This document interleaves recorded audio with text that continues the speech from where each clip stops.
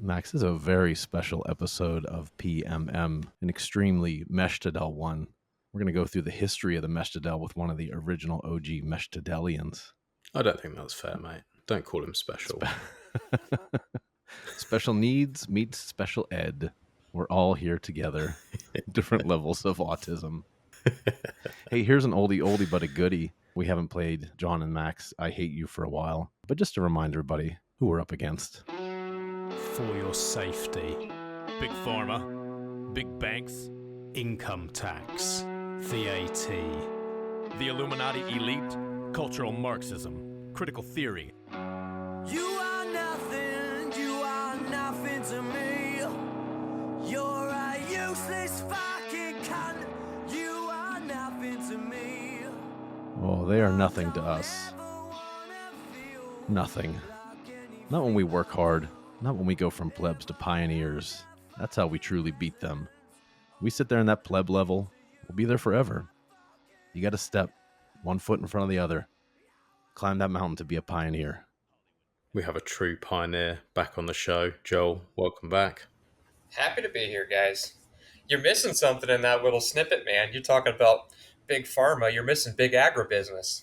Oh, We're totally due for a refresh on that. We recorded that like 2 years ago, I think. If you listen to the entire song, don't worry, Joel. We list a lot of enemies of humanity in there, but big agribusiness certainly should be at the top of the list, and you're certainly one of the warrior pioneers fighting against big agribusiness. I mean, you talk about Bitcoin pioneers, right? We're moving against this whole Henry Kissinger type idea of control, the food, the energy, and the money. Henry Kissinger. Yeah, I mean, it's a three-legged stool there of tyranny. We have to take out all three of those. Why does Henry Kissinger sound exactly like George Soros? It's the same Dr. Evil kind of character. Henry Kissinger, George Soros, they've got the exact same voice. One is Polish, one is Greek. They need that evil man robe and the big hat. They wear it, don't worry. Eyes wide shut style. They're both at the same parties. Just in secret while we're recording gay porn videos. Yeah, they are. Hey, let's go ahead and get to the boosts. That way we can check this off the list. Not that it's a chore. We love it. get it out of the way. We'll get it out the way and talk with Joel. Hey, Max, I didn't color code these, so Oh, why don't you read the first two and I'll go off. okay. Chet with 10,021 sats. Yo, I needed this listen. Appreciate you both. Both you mofos more than you'll ever know. Mad love. Mad love to you too, mate. Yeah, most definitely. We get a lot of positive feedback on that mentorship episode. We did, yeah. We love you long time. Late stage hodl with 10,000 sats. I certainly feel like a LARP most of the time, but generally speaking, aren't we all LARPing as a living creature in preparation for eternity? Either spend your time here trying to be good, or maybe one day you answer for your sins before the Lord himself. Well, that's an interesting ad read. That's not an ad read. That is a boost. Or boost or call out or whatever we call these things. We get a lot of heartfelt boosts. People really listen to the episodes and think it through before they post how the episode affected them. I had a really interesting conversation with a guy who is in the agriculture world, true pioneer. I don't know, it's maybe a month ago. You've probably even heard me quote this one before, John. One of my sayings by one of my mentors and sages. He always says, if our father is a king and a creator, what would he be training his sons to be?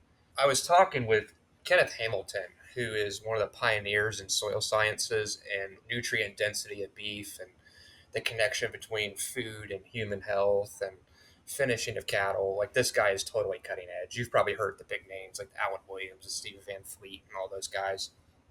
Kenneth is I don't know, early 70s. He's ahead of all these guys. And I was talking to him. I was like, man, you've been doing this for decades. You're 70. When are you going to slow down? And he said, well, buddy, I got this spiritual philosophy where everybody in Christianity is just waiting on their ticket to heaven. And I'm like, well, what are you guys going to do when you get there? And they're like, well, we're going to worship. He's like, what does worship mean? Like, we're going to sing. He's like, well, I suck at singing. And he's like, I believe that when we enter into the kingdom of God and the spiritual beliefs that he brings, that we're going to be doing what God wanted us doing from the beginning, which is as children of God working to create and steward and rule the world he's given us. He says, I want to show up there with skills. And the skills I want to bring are soil science of how to actually restore creation itself. He said, I want to learn how to co-author with the soil, with the plant ecological diversity, with the animals, and then co-author with God and bring that to the table where I don't show up as a useless just pleb. I like that. That God wants you to be an active participant rather than just a feather floating in the wind. Exactly. And that was really interesting hearing from this old fella who's just so far ahead as a leader in the industry. He's cool because he's a bit of a black sheep because the science he's doing is really truly measuring outcomes in a way that's shining the light and holding the industry accountable. So you've got all these thought leaders who'll go and test their stuff and compare it to his work. And they're all basically just LARPing and not doing anything really advancing the edge compared to his stuff. So they all like hate on him and excommunicate him because his pursuit of truth holds everybody accountable. Max, go ahead and finish that boost there, and we'll get on with the rest of these. Did I not finish it? Yeah, there's a second part to late stage huddles boost. See, this is why we need the color coding, mate. I apologize, man. I just can't manage with this dyslexic brain. I know. I'm here for you. I'll read the last bit. Or maybe one day you answer for your sins before God himself. I do really appreciate the comment about raising girls who won't need me one day. It's my biggest goal, but my greatest fear. The thought of failure or success are both terrifying. Trying to enjoy time with my children while they are kids, while also always considering their future as an adult, is a juxtaposition, and I don't think most humans fully understand. Cultivate that passion within them, protect that innocence, but also ensure they fully understand the world is ready to terminate all their hopes and dreams at any moment. Whew. That's a great boost. So true.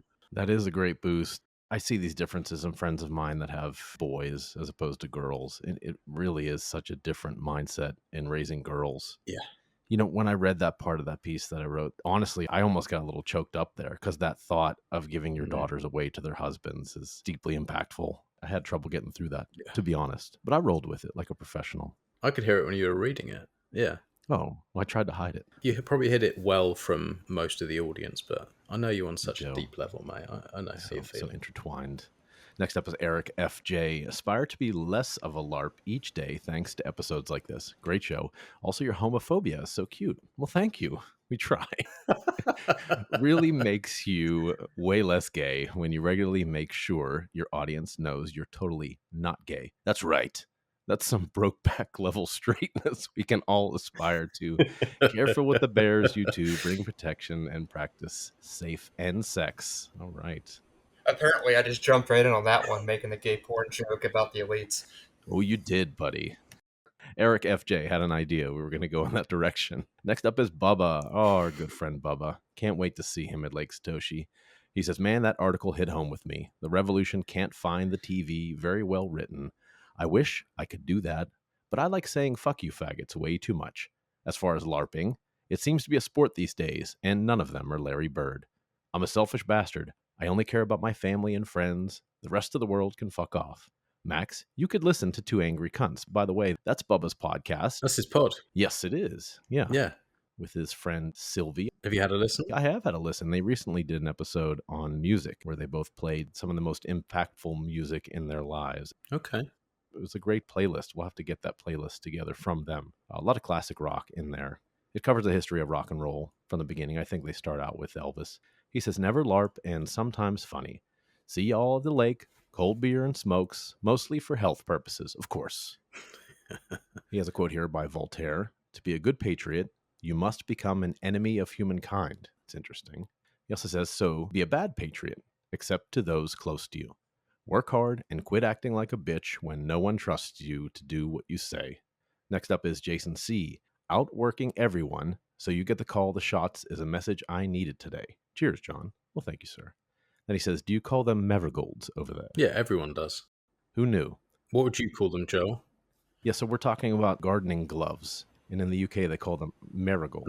No, not gardening gloves. Like when you're doing the dishes, you got the yellow gloves that go halfway up your forearm. Marigolds, right? You guys wear gloves? Yeah, there you go. Thank you. Well, no, I don't. But it's like a thing that people... I'm a real man. I have a washing machine.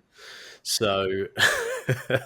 but it was a thing that people would wear, like, you know, doing the dishes, marigolds, like yellow gloves. You must have those in America. I have no idea. Thank you, Joel. No? Okay. I mean, you guys out getting like manicures too? Okay. All right. Maybe Yeah, on of course occasion. you are. We're not savages. I think I was talking about planting marigolds to keep like rabbits away. I was talking about the flower. Max was talking about gloves. Okay. Next up is Chad Farrow and 33 others. Y'all keep doing what you're doing, strong arm. And he says, you can keep D's nuts. Okay, well, thanks, buddy. Up next is Jin. Do you people listen first or just boost? I would hope they listen first or boost and then listen and then boost again. That's my suggestion. More money for us. Yeah. One of my favorite boosters. Hey, we need to Chill Now One needs a little bit of like cypherpunk sounding background for when we read his stuff. Yeah. Yeah, okay. I can work something in. Chill Now 1, process, start, fragmentation, human identity. Do we remain prisoners of a system that consumes and destroys us? Or do we dare to build a future that elevates us? This is our challenge. Our moment lives on in those we lift. Process.end. Memory, replication. Then he's got a little image here. Listen to the birds, not the news. That's great advice. It's working for me. If you consider birds to be real, if they're not real, don't listen to them. Don't talk to them. Definitely not.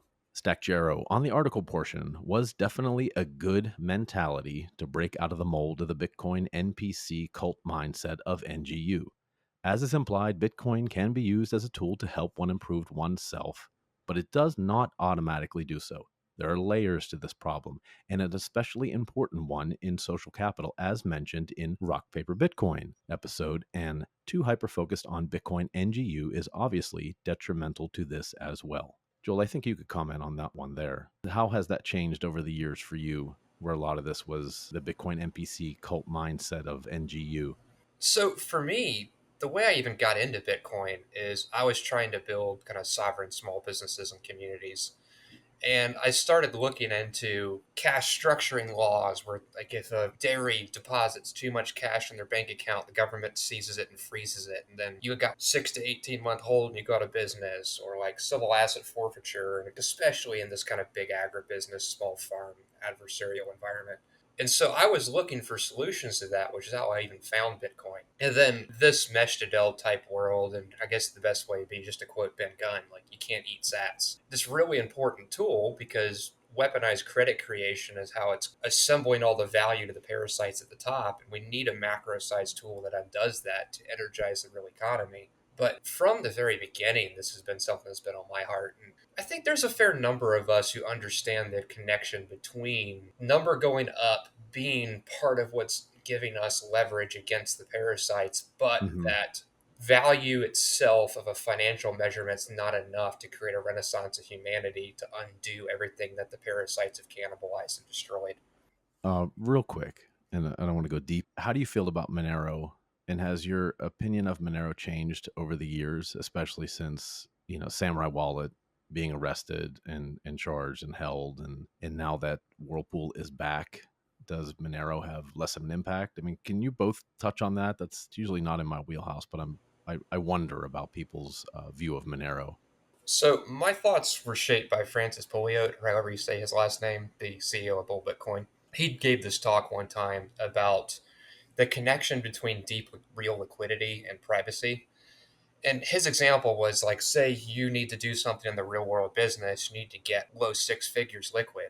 With Bitcoin, you can show up in just about any city in any country in the world and find a hub of Bitcoiners who are moving some actual real value around. And getting in and out from real goods and services into money and then back again is a huge part of privacy. Because if you're using Monero and there's only like one or two people in a given state level region that are moving any volume, it's actually really easy to crack it because you're just getting cracked at the human interface layer. Software technical privacy may be there. And that's the whole debate of the inflation bugs and the pros and cons of different models of approaching privacy.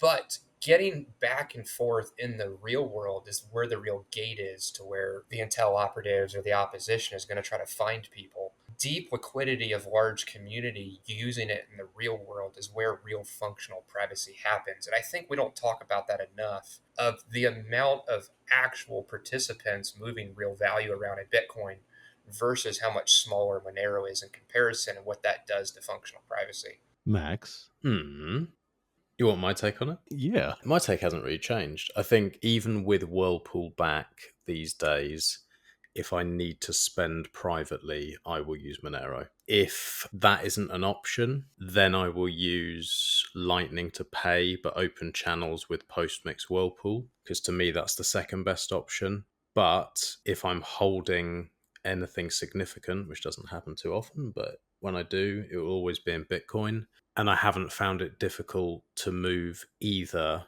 for cash or for swaps for any amounts that I personally do. I've never had that as an issue. And even on the swaps online, the average size of these Monero swaps on, I think it's Havino, is like 60 Monero, which is $40,000, $50,000. That's like average swap size. So there's some liquidity there, but it depends what your use is, I guess. I mean, my use for spending Bitcoin or Monero is generally feed the family, go and buy meat from my butcher, go pay for gift cards to fill the truck up with diesel. It's that kind of stuff. I'm not in a position where I'm trying to move huge sums of money. So maybe it's different. My question would be, of those guys moving real volume in Monero, how many of them are within side of your trust circle versus guys you don't have a relationship with that could easily be some sort of just controlled opposition that is there to just figure out where the liquidity is moving inside of what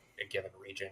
For me, it's about the same. And when I am spending with Monero, it's normally for like gift cards and that kind of stuff, just to like get by and live. For every person, it's going to be a different threat model. So there's a reason all darknet markets pretty much are Monero only, basically refuse to use Bitcoin. It's because even with Whirlpool back, unless you are very, very skilled and knowledgeable, the likelihood is you're going to fuck something up. So it just depends. It depends what you're doing. It depends like the level of, are you worried about 3-letter agencies that are tracking you? Well, you should probably know what you're doing then. Or are you just some random cunt like me that wants to buy a gift card and pay for their shopping? Your threat model is quite different. But in terms of just spend privacy, there's no question Monero is better and easier. But, I use both. I think they work hand in hand very, very well. I don't have any interest in anything else, but I like to spend privately, and certainly with Whirlpool away, it was very hard with them gone. Long term here, I want to leverage how we're creating a real circular economy of like paying people in Bitcoin and selling food and cattle and all sorts of stuff in Bitcoin and moving pretty good volume to where we start using PayJoin and creating an actual pretty good privacy profile just from the volume moving in our local community. You can definitely do it, especially if you're using the tools. I think the thing is that you're looking at this in a similar way that I would, or some of the people who care more about their privacy and the circular economy. I just see it as it's a very small percentage of people who are actually using Bitcoin. The average person who I speak to or who's on Twitter is like fucking around, holding ETFs or holding it on Coinbase, or maybe they have self-custody, but they're not actually using it. They're just stacking. And then you have people like you or like Ben Gunn who are thinking about having these vertically integrated businesses and accepting Bitcoin and working it into your business and like trying to grow to something quite large. And that's really fucking cool. But it's just not most people. Most people are not actually walking the walk. We've got a really strong Bitcoin community here in Tulsa, Oklahoma, too. I think people really underestimate the Bitcoin scene in Oklahoma and just the sheer level of vibrancy of active Bitcoin users. Go Tulsa. I want to move things along. Next up is Brother Abel, ASIC instructions before leaving Earth. I don't know if he intends me to sing this. I think people always just set me up to sing something. Yeah, they do. They love your singing. Then they bitch at me for singing. This is what they do. It's a trap, and there's no comfort fitting in a fake safety that no one believes in. And if it goes against who you think you are, it's the death of happiness. Go and get the crowbar. Go and get the ASIC. Go and get the passport. Thanks, brother. That's very good. Appreciate that. Next up is Mr. Pies. Max, I feel you on the whole podcast burnout thing. I felt the same way. I used to consistently, week after week, listen to 40 to 80 hours a week of mostly Bitcoin or libertarian podcasts. I've tremendously reduced that amount, and now I've gone back to listening to what I still can at 1.75 to 2.0 speed. Psychopath. Well, Pies, we always hope that you listen to 1.0 speed for Ungovernable Misfits programs because of our high level of production quality. Yeah. Please. But you can't change Pies. He is who he He is. do what he wants. Next up is Stacked Jarrow. I said the Pies jingle part out loud while listening to this. Where can I find the lore behind the chickadee jing? Eonk, eonk. I think we played it on a Christmas episode a couple years ago, and Pies was like, "That's my favorite song." Yeah, we did. So there you go. That's the lore behind Dominic the Yeah. Donkey song. Shadrach. It's my favorite song. Shadrach says, "Great topics: love, cigarettes, and prayer." Thank you, Mr. Shadrach. Shadrach came down to visit you guys, didn't he, Joel? He did. He's been here a couple times. That's one of my favorite people.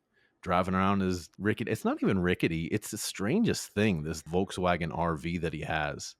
Because you look at it and you go, poof, what does that thing go, like 25 miles an hour? It's pretty much like on a Passat frame. I think it's the VR6. But I wonder, like, man, how long is that thing going to last? Forever. It's a Yeah. Volkswagen. If anybody's going to make it last, it's Shadrach. Love you, buddy. And last, but certainly not least, is Rosamond Jakubowski. That sounds like a good Pittsburgh name. Oh, Jakubowski. She says, first? Were you the first to boost? Probably.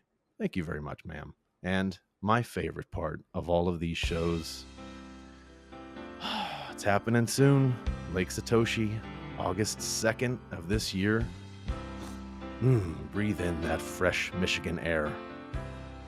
Drink that fresh Michigan water. It's pure Michigan. No lead, arsenic, like Flint. You're in Langsburg, Michigan now. Beautiful clear waters of Lake Satoshi. Stocked with fish, by the way. It's got a healthy ecosystem, Lake Satoshi does. You wouldn't know it, but it does. They think of everything, those Lake Satoshi guys. They're permaculturalists. They're into it. You dive into that fresh, clear water, look back at all your friends at the pavilion, smiling back at you, putting on a jet ski right next to you. Hey, you want to ride, pal? Nah, I think I'm just gonna enjoy the fresh, clear water. I'll be getting out soon, though. Spending time with my good friend Solex. Love to see his smiling face, his beautiful curly hair. That smile's infectious, let me tell you. Oh, there's Bubba rolling up on his gold wing. Hey, friend, how are you? Glad you're here. It is fine. It's more than fine. It's pure Michigan. It's Lake Satoshi, August 2nd of this year. I'll see you there. Someday I'll see you, Joel. It is fine. I don't intend to see Peter McCormick, but he might show up someday. Who knows? Hi, I heard there's a big party here. A bunch of where are the plebs at? It's coming. Lake Satoshi is coming, and I can't wait. Bringing the whole fandamly, setting up a mesh economy community there. You know, it's going to be spread out like a village. You'll walk over to Otis Bittmeyer's coffee shop, listen to some tunes, play some vinyl, have a great coffee. Come up to the hill where Solex and I will be. Our families were there. Solex will be selling some wares, some custom-made shirts. We'll have activities for the kids. Kids can make their own shirts, design their own designs, and wear them and rock them out. Nice. Yeah. Solex is bringing stuffs. So come visit us. Come visit the Mesh Economy at Lake Satoshi, August 2nd. Solex is one of my heroes. I want to come meet him in person so bad. It's an experience, let me tell you. He's just as wonderful in person as his online personality is. That doesn't surprise me in the slightest. He is authentic. Joel, Lake Satoshi reminds me of the early days before you bought the Citadel. And there was this intention that Ben Gunn's going to come with a load of wood and he's going to build a huge pavilion and a place for all the plebs to gather and commune with each other and spend time with each other. And I'm sure that vision is still in your head, but you have been nose to the grindstone, being a grass nerd, being a cow genetics-ologist. I don't even know what that word would be. Try geneticist. Geneticist, thank you. I knew that was the word. I was just seeing if you did. Mm-hmm. Sure you did, buddy.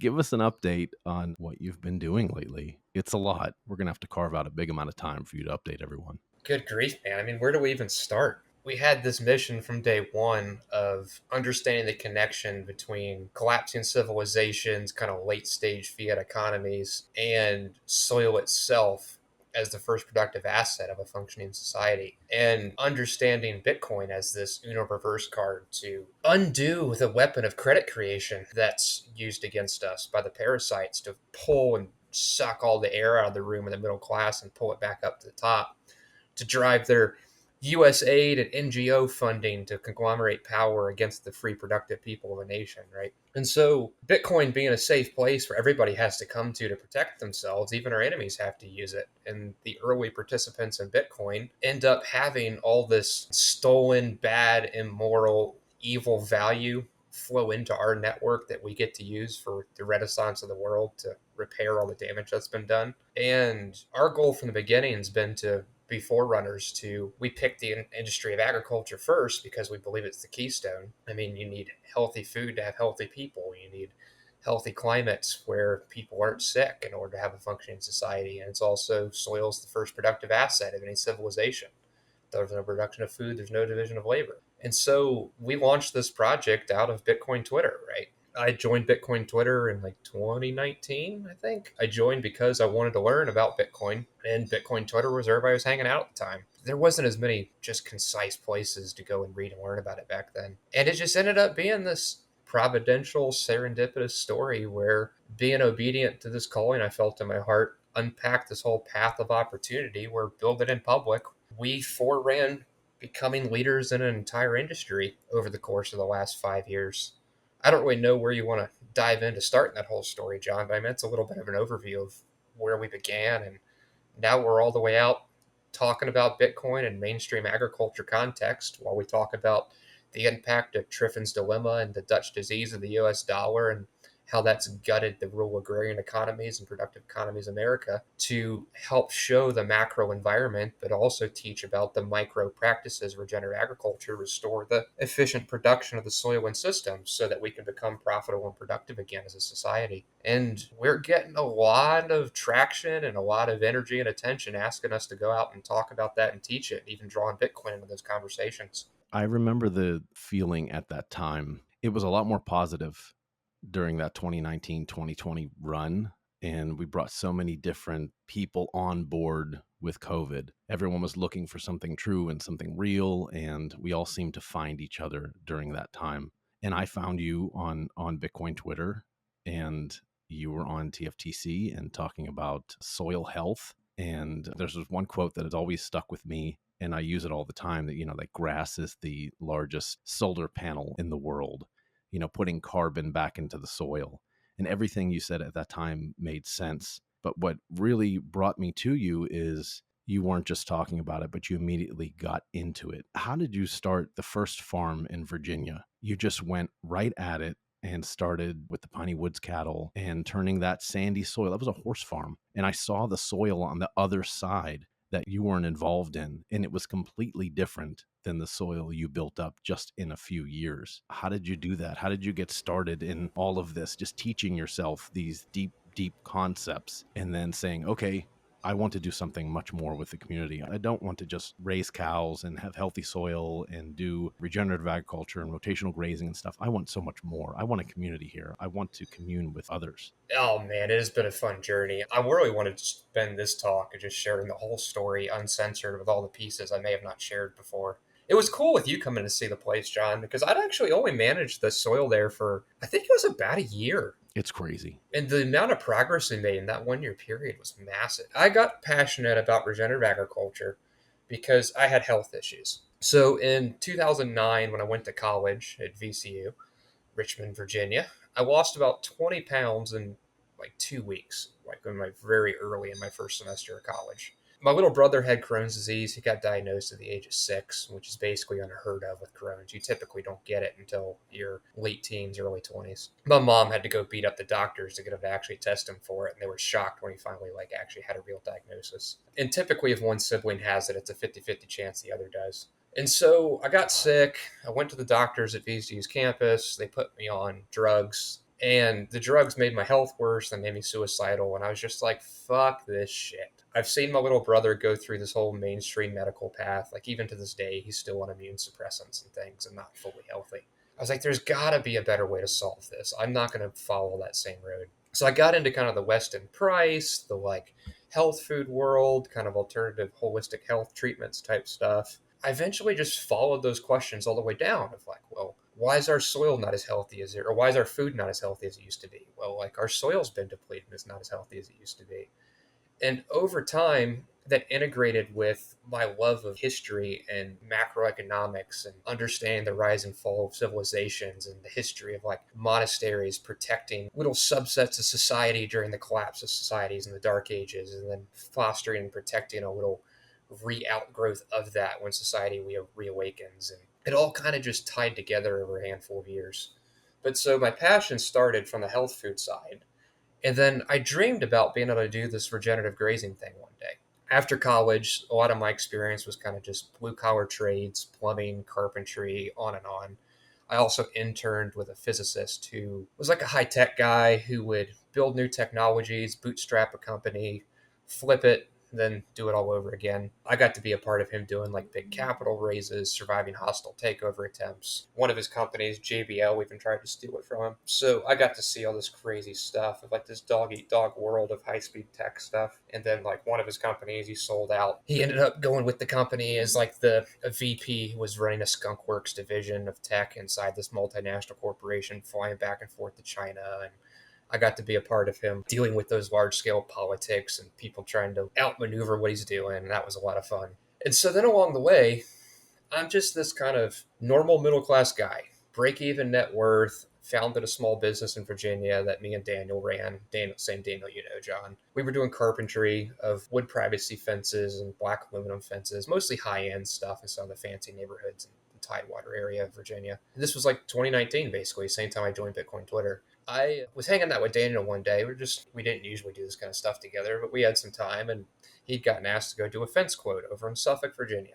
I was like, hey, let's just go out to the country together, maybe go hiking or swimming or something in the river while we're hanging out, and I'll just go cruise with you with the windows down, playing some music, having a good old time while you go do this quote. While we were there doing this fence quote, it turned out that the place was a recreational horse farm, that the lady had her fences in her ditch mowed down by the city, and she needed us to do a fence quote for her to get her insurance claim and all that sort of at the city. And while we were doing the quote, she was just hanging out talking with us, and she had lost her tax deduction because recreational horses do not count as agriculture.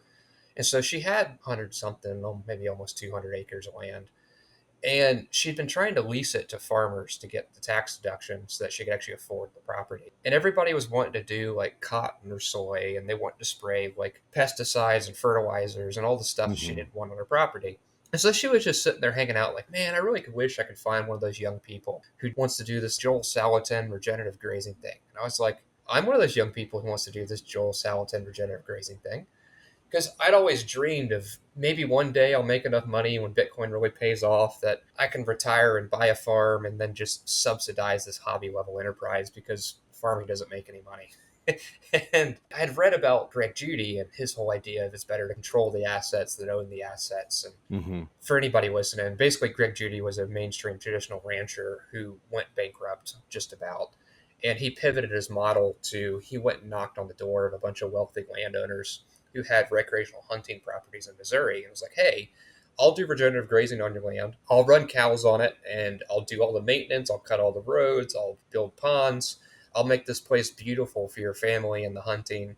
In return, what I want is just to lease all your ground for $1 a year. And so I'll make my money on the cows, and I'll make your place better. And it went super well for him, where tons of these families just end up giving him lifetime leases. He's got like 1,600 or so acres under management now. In Greg Judy's first book, when he talks about it, he just got a divorce and he was working a normal fiat job and would just drive past all of these farms and thought about the opportunity. He spun so much of that stuff up while still working a normal 9-to-5 job and then doing this stuff at night. It just really reminds me of you and Daniel's journey.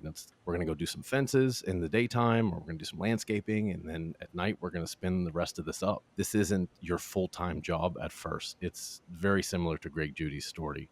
Correct. Yep. Ranching in the U.S., your average ranch is losing 1.5% return on assets per year if you don't factor land appreciation. The age of the average rancher is 58.5 years old.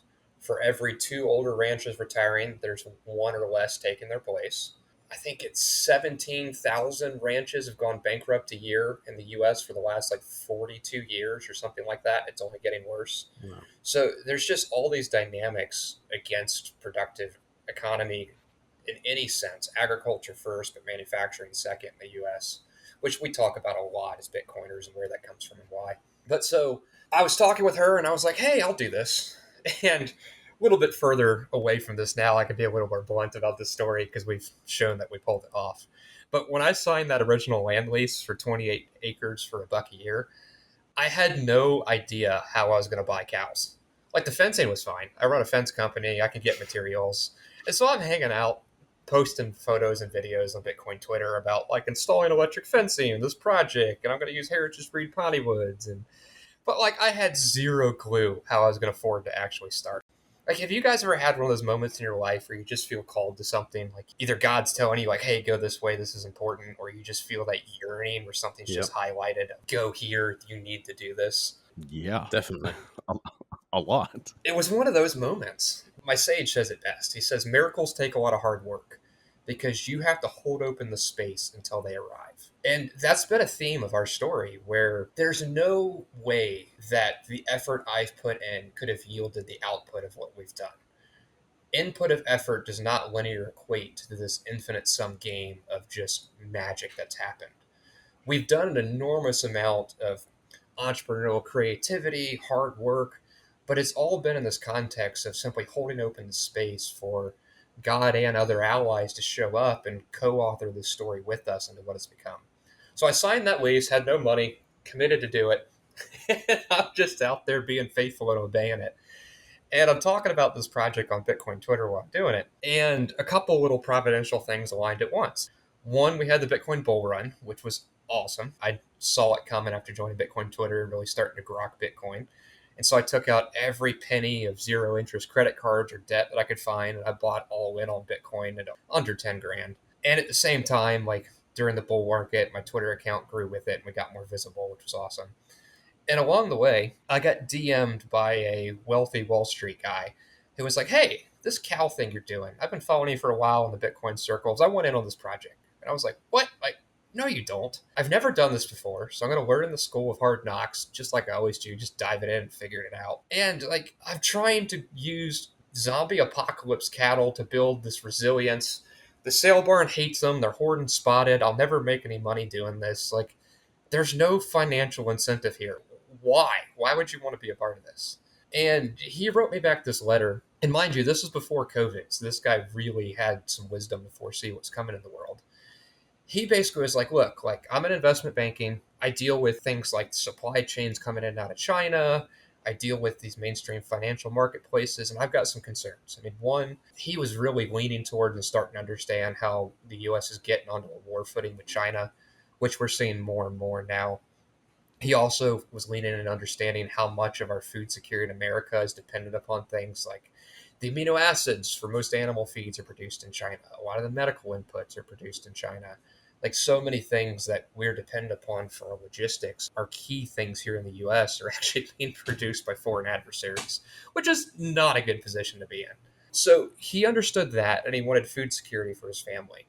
He also had gotten into the health world and gotten really concerned about vaccinations and the overemphasis on allopathic medical care for children. And he was starting to get really concerned about stuff sneaking into the supply chain for animal products, whether that's what we see now with mRNA vaccines or even just the heavy use of anti-parasites that are fat soluble accumulating in the meat, which you don't want for your kids, and on and on.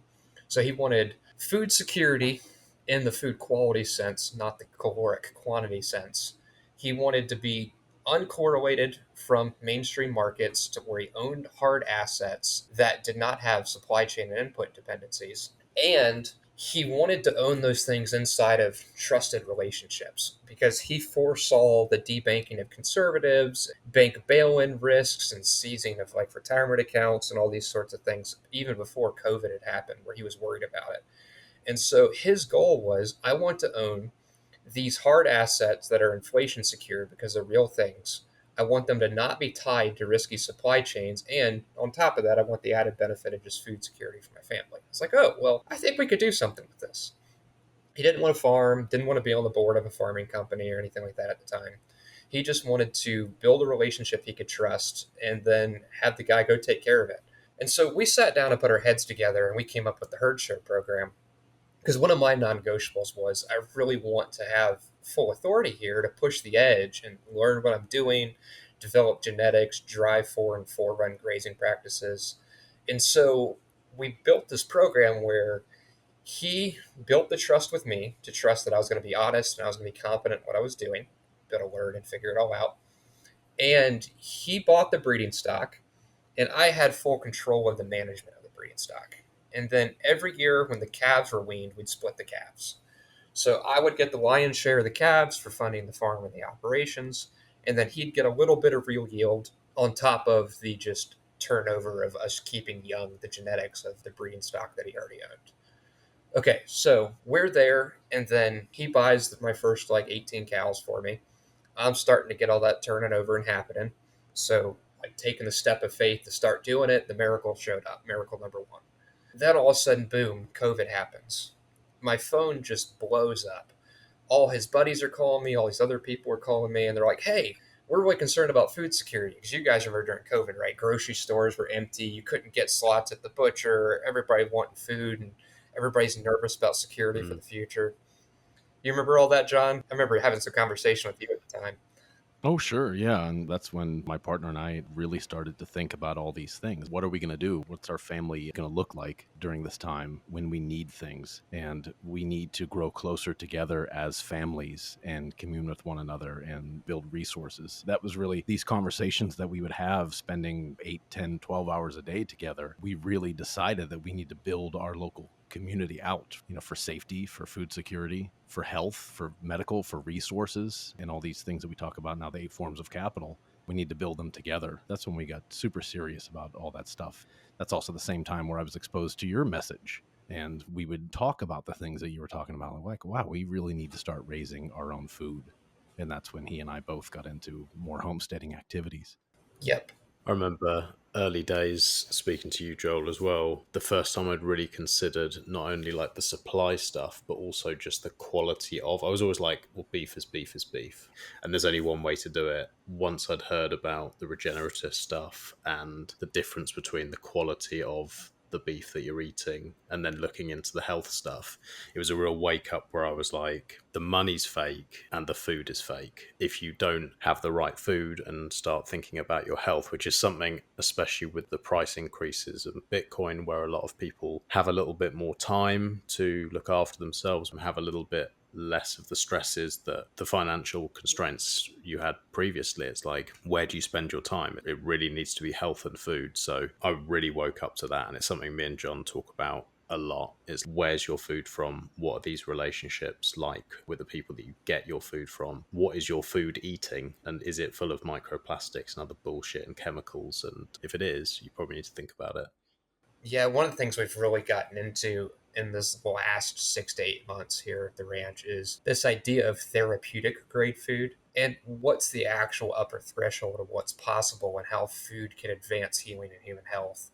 There is just layers and layers there of unexplored realms and places that could be advanced. And that could be a whole even show in itself. I dig into some of those pieces in the regenerative agriculture context of podcasts and interviews I'm doing. Joel, so let's get back to that part of the story where COVID hits and now people are starting to DM you. They're concerned about food safety, food security, quality of food, and they think that you can play a vital role in that for them. So at the time, I knew I had something really special with this herd share model.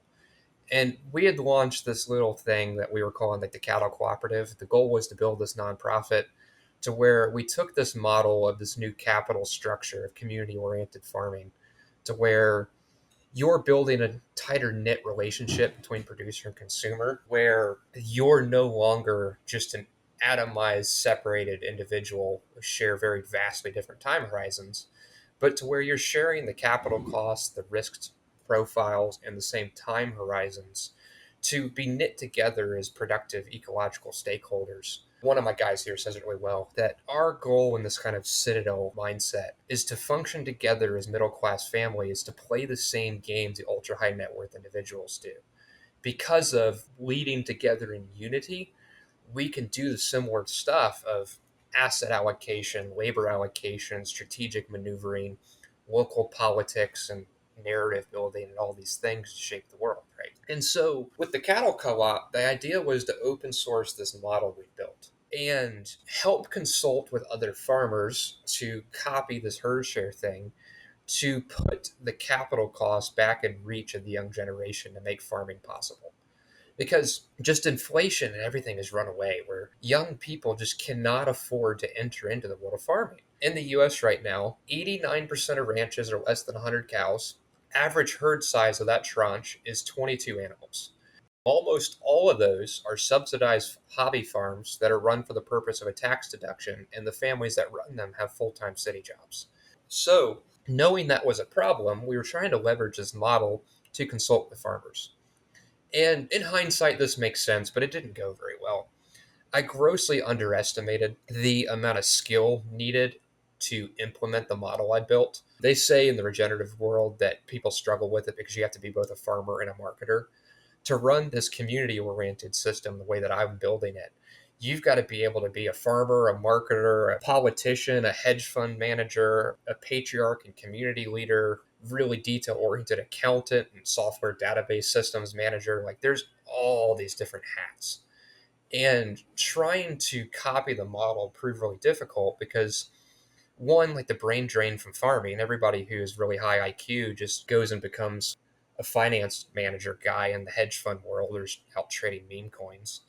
And the real productive economy doesn't pay well. So the number of really high quality people left in the industry with the really high IQ and competence is not very big anymore. And because of the lack of profitability of the industry, too, there's not very large teams that can bring all these skills to bear. So you end up needing like one guy who's really good at wearing a bunch of hats. And I underestimated how much my obedience to what I felt called to earlier in my life, which taught me so many things and how that prepared me for doing and leading what I'm doing today. And so I had put a ton of effort into trying to build that out, help other farmers do it, and just never made any good progress.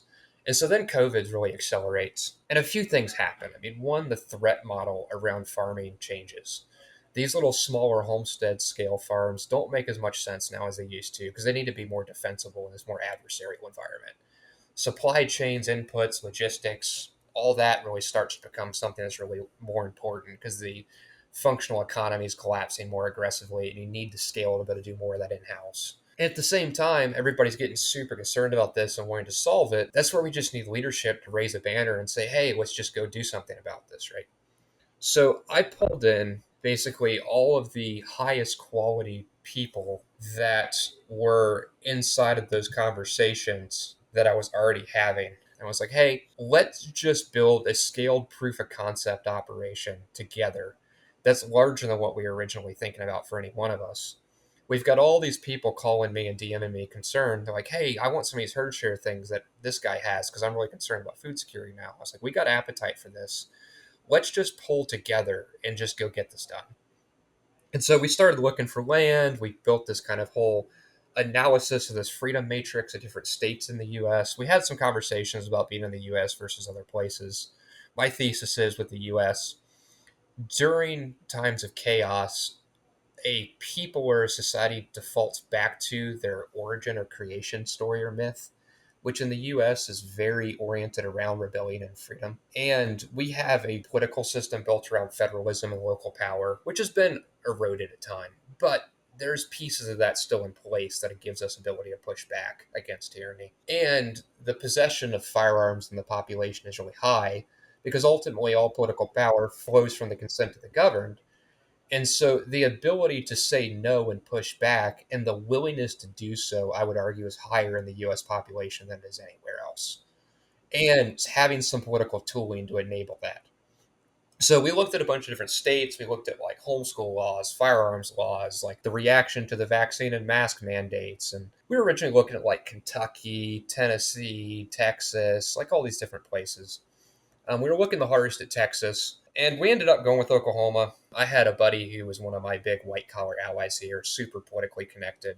And we were like one day, like, why aren't we looking at Oklahoma? He's like, well, nobody ever looks at Oklahoma. I was like, well, that seems like a pro, not a con. So we did the little analysis in Oklahoma, and Oklahoma beat every other state we were looking at, plus had better land prices. So a handful of us got together. We pulled some capital, and the first property we found seemed way too big and way too expensive. We just wrote it off, started looking for somewhere cheaper. That first property just echoed in all of our hearts and minds. And so I got the whole crew together and I was like, hey, this seems like the right place. Do you guys feel that way too? And they're like, yeah. I was like, all right, let's take 3 days and pray about it and then reconvene. And we did, and we reconvened. Everybody's like, yeah, this is it. I was like, okay, like, this is a big one. Can we do this? They're like, well, almost. I was like, okay, well, if we're all in agreement, then I need to go actually draw in some larger community and some larger support and grow this out a little bit more so we can run and go do this. And so that's where I started going out more aggressively on the podcast circuit and talking about the Citadel project. And we already had some credibility around this whole narrative. I don't remember when I recorded that Citadel theory talk in Miami, John. Was it late 2019, early 2020? Do you I remember think when that 2020. was? I think 2020. Maybe mid 2020. Yeah, I have a file somewhere on my phone of all of your appearances because some of them started to get like erased from the internet. Yeah. And I remember you saying, some people are like pulling these podcast episodes, and I was like, shit, I better go and collect them up and archive them. It's somewhere on my phone. Yeah, some of them are definitely still missing. The ones I did with Safedine are all gone. I don't have any copies of those anymore. So that whole interview was with Mark Moss, and it was around this idea of how do we build defensible sovereign communities that are capable of asserting their freedoms in a world that's increasingly more tyrannical. It's just the whole philosophy and theory of this complex forms that tyranny are taking and how the tools and monopolies of power work and how do we cunningly outmaneuver them, right? At that time, I wasn't telling people I was going to go do this, but now I'm actually looking at going out and doing this, which for me was kind of a poetic full circle. Because I mean, I remember even having conversations with my mentor back in, I don't know, 2011, 2012, 2013 about feeling this call in my life to like build the Ark, build Goshen, build this place of safety as like oaks of righteousness to shelter people from the storm, to kind of shepherd society through to a better place again on the other side of the chaos. And so it was funny seeing all these little threads connect and tie together. And so I ended up going out and starting to raise capital for it. I'm sure you guys remember that one because that was when Bitcoin was starting to go up like crazy. And then in the middle of it, Bitcoin fell from 69,000 down to 40,000, which was fucking painful. I remember it well. When you were going through that fundraise, I was talking to Max, because we were saying, well, we should get Joel back on the show to talk about the fundraise and everything. And, I was involved in that, a lot of the group discussions and prayer groups and such. And Max was like, well, how much does he need? And I said, I think they need like $1 million. And Max goes, Sats?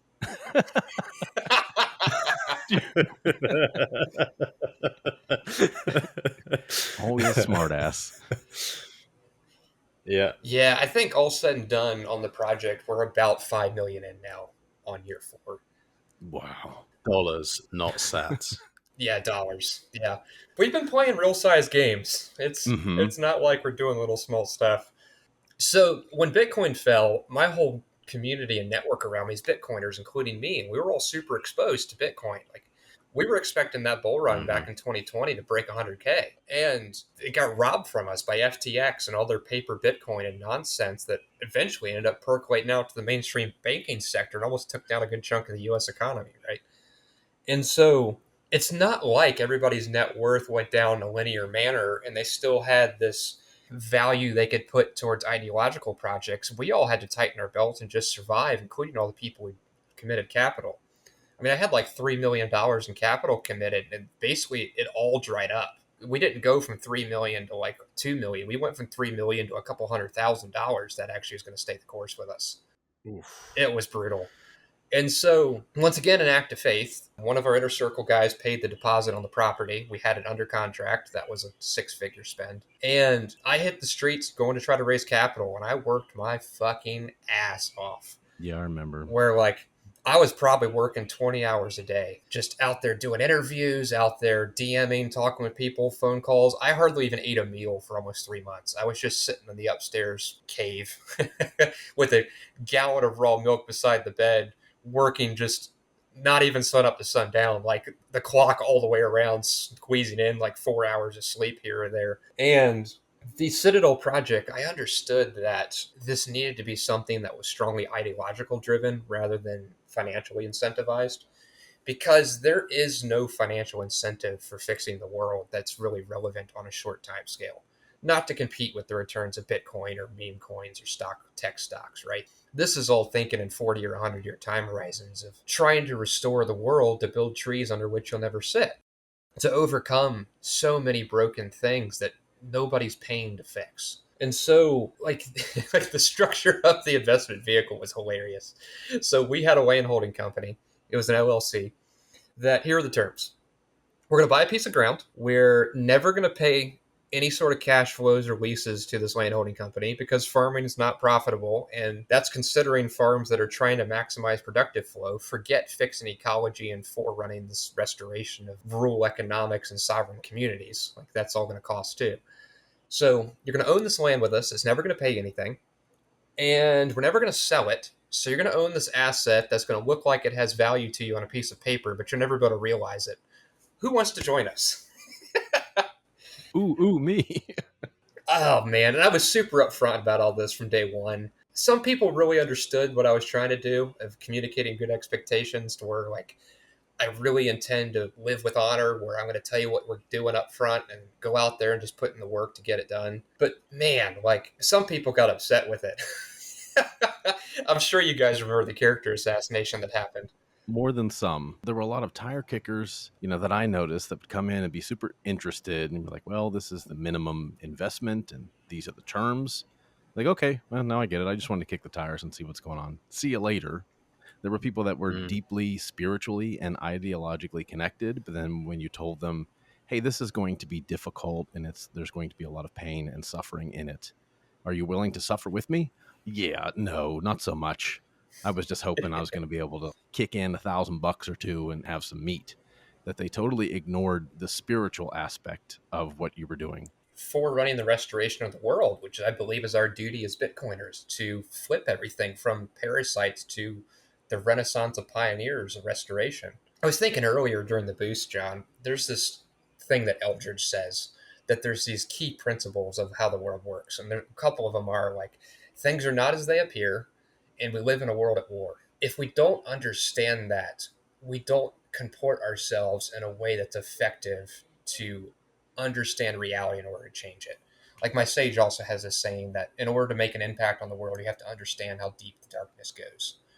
Because only through understanding that can you outmaneuver it to overcome the challenges you're going to face along the way. Up until this fundraise, there's a few different layers of stories here, but man, like, I'm sure you remember, John, just how much energy I had on Bitcoin Twitter in that 2019, 2020 area. Yeah, there were a lot of people that were all about Joel. We basically almost single-handedly controlled the narrative around restoring American food security, restoring the soil, and the return to hard money and the connection between it all. I had gotten a lot of invites to some really big podcasts, and I turned it down because I didn't want to go too loud, because I knew that there's adversaries to this.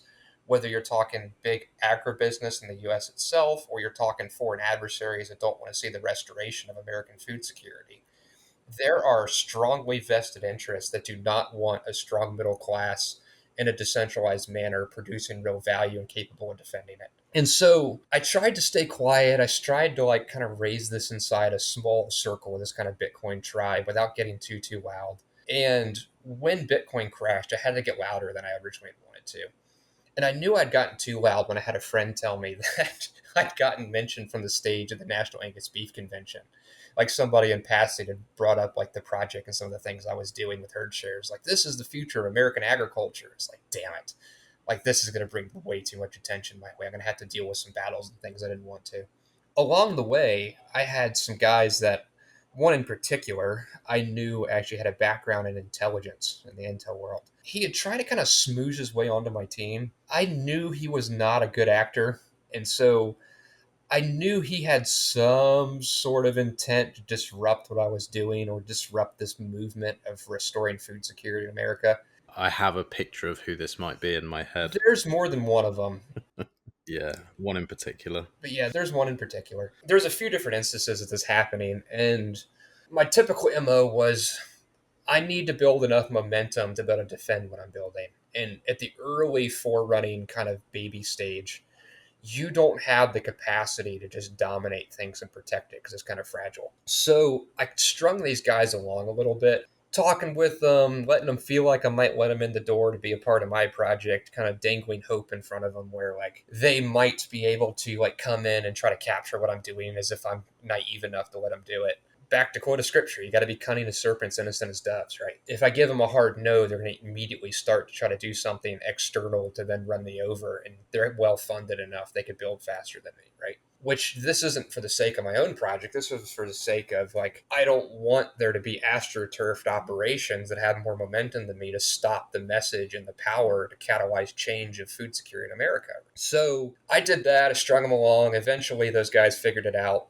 And that's where I had these big character assassination attempts and all sorts of things happen against me. Like some guys tried to go and leverage my brand name and my ideas to build like this cattle fund.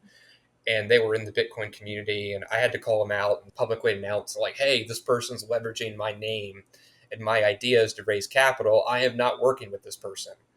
And then when I did that, then they straight up tried to steal everything, and they published some of my ideas, big magazines and stuff, to try to just steal all that energy and pull it towards them. And so I had to defend that. And then like during the peak of the fundraise itself, I had the character assassination attempt where, good Lord, was that crazy. Like there was a hit piece website where they'd stalked my private life, and they stalked me in private chat groups for like 6 months, and they had nothing. There was no real dirt. I mean, it's part of the value of living with character. Like to quote Jesus again, like the enemy's coming for me. He's got nothing on me. So everything was just They didn't know about the dogging. Jon was saying that was your pastime. the dogging. The dogging? What do you mean? You don't have that in America? This must be some weird British saying that we don't know, John. It's always some weird British thing he does to me. It is. I've always got to throw something in there. If you don't have it there, it's great pastime. It's where British people pull up on the side of a road, usually sort of like by a golf course or slightly public space, and then there's just large gangbangs with all the truckers and the farmers and the chavs. And Jon was saying that was your thing. I had said to Max one time, like, "Were you dogging me?" You know, where we was you like, you trying to give me a hard time? You dogging me? And he's like, "Dogging? No, mate." You know, like, their version of dogging isn't our version of dogging. Quite different. It's hilarious. Yeah, so you were being dogged, Yeah. but you weren't dogging. Yeah. Just to be clear. Well, that's good. Exactly. Hit piece websites, stalking private chat groups, publishing doxing information. They were dogpiling anybody on Twitter for a multi-month period that said anything positive about me, trying to cut off the energy going towards a fundraise at the end of the project. They were hosting Twitter spaces. Like it was so wild. Like they were doing 10 hours a day of Twitter spaces solely focused on trying to break my reputation and calling me a scammer and telling lies about me. And that went on for over 3 weeks. It was wild. It burned some friendships that I really wish hadn't been burned. Like lies have power, even when they're not true. Because in a world where everything's so on social media, where it's all these just faces of generated identities, most people don't have enough real relationship to know what's real and what isn't. Due to that dynamic that people are trying to protect their own social capital for their own livelihoods, like big podcasters that I was friends with that had supported me along the way, with just sheer amount of noise against me, it was able to make it feel like anybody who was close to me was they were actively being targeted. And people didn't have the courage to face that with me. It's just a simple, blunt way to put it. I watched them drop like flies. I really did, which was good, which was cleansing. If you can't survive these minor slings and arrows, then I don't think you were built for it in the first place. So, c'est la vie. Yeah, I'm honestly, looking back, grateful for it because it purified what I had as far as the people around me to where... You took it hard at the time, and I'm sure that was extremely stressful. I know. I had the conversations with you. I had the prayer calls with you. It was a lot for all of you guys to endure, but you got out the other end of it. And so let's move on to actually purchasing the property and like your first steps in building things out. Now that you had at least enough money to get going, maybe not to realize all the things that you wanted to realize at first, but enough to get your foot in the grass. Yeah, so it was funny because what was intended to destroy me actually ended up launching me. So the land holding fundraise, we ended up raising about $800,000 on those terms, which is awesome. The first good chunk of change was literally people who would DM me of like, hey, I was having a morning prayer time and I felt the call in my heart that I'm supposed to put $50,000 in to launch your project. I've already made the decision to do it. I don't really understand the details of what you're doing. So we need to have a phone call so I can at least know a little bit about it before I send you a check. And I was like, okay, let's have a call. And that's where the first big chunk of change came from to get us launched. Second to that, there were some early Bitcoiner guys who I'd been friends with for a while over like the 2019 times and me growing out this mission and vision and all these stories. And what ended up happening was these guys saw these guys trying to stop me from going out and changing an industry, leveraging this Bitcoin ethos. And the character assassination just pissed them off. Like they weren't planning on giving me much capital, like to begin with, because they didn't really feel like it was part of their mission. But when they saw the adversaries trying to stop me, they were just like, fuck this shit, go get it done. And I had a couple big checks get written just purely out of just spite because these guys didn't want to see these people stop me, which was awesome. Okay, so we bought the property. I went quiet, just put my head down and started building. We brought 13 cows with me from Virginia. John, you actually came out to the farm in Virginia and helped me load up those suckers. I did. I fought some cows for you. I fought some cows. That was a lot of fun. I didn't know near as much about cattle handling then as I know now. It was a lot of fun. I think I came back and I told Max, I was like, man, Joel's super hippy dippy about stuff. We did a whole section on it. We did, walking around barefooted, saying you direct your energy to the cows this way. And Max, you know me and Joel too. I'll just, butt right up against something, charge full head. So that was difficult for me to understand. But Joel and, his partner there really have like a spiritual connection with these animals. It's so much more than nuts and bolts and science. There's heart and there's spirit in there. So I learned a lot about that with the animals. And I think on our small operations, we carried that same thing. I told the story of us losing a cow and Andy and his son and I looking all through the neighborhood for this cow for weeks. And we find it in the pasture. And it just kept running and running and running. We had a whole big fence area set up and a chute and going into a trailer. And then I explained that concept to Andy and his son, like, listen, man, we just kind of need to be with the animals. They're herd animals. They don't want to feel like we're predator pressure upon them, and direct your energy from your solar plexus in this way. And it absolutely worked. I'll never question Joel ever again on any of that stuff. Yeah, I've gotten a lot more into stockmanship stuff now to where our skills at moving animal around are so much higher than it was when we loaded that trailer back in Virginia. Oh, I can only imagine. Oh, man. Like, we got to spend time with Don, who is one of Bud Williams' students, who is just a guru, an absolute savant of cattle working. Like, he could just go park a open trailer with no fencing in the middle of a big set stock operation with 400 mama cows and a bunch of bulls. And he could just walk out on foot and just kind of look at the bulls, and they'd separate themselves from the females and just step on the trailer with an open door. He'd go get 3 of them. They wouldn't Holy fight. shit. Yeah, like he's a freaking magician. Like unbelievable. It's like Jedi mind trick. Oh yeah. So we got to spend some time with one of his students, and I felt like a little kid, man. I love it when you meet somebody who's such a deep, knowledgeable, just experienced person in a world that you just feel like this giddy little kid sitting at their feet, like, tell me everything because I know nothing compared to you. It's just such a good feeling. But anyway, so we brought 13 cows from Virginia. And so when we bought the property, we had basically about 18 months of runway just to cover the carry costs. That's no money for labor, no money for infrastructure, no money for cattle. Just an act of faith of knowing we're called to this, we've got some support, and we're supposed to just go get this done. So that's where I went out and started hitting the streets, raising money for herd shares. We ended up raising about $1.5 million in herd shares in 3 years. We scaled up from 13 cows originally to we're going to cross 500 this year probably. So that'll put us in the 1% of ranch sizes in the U.S., which is awesome.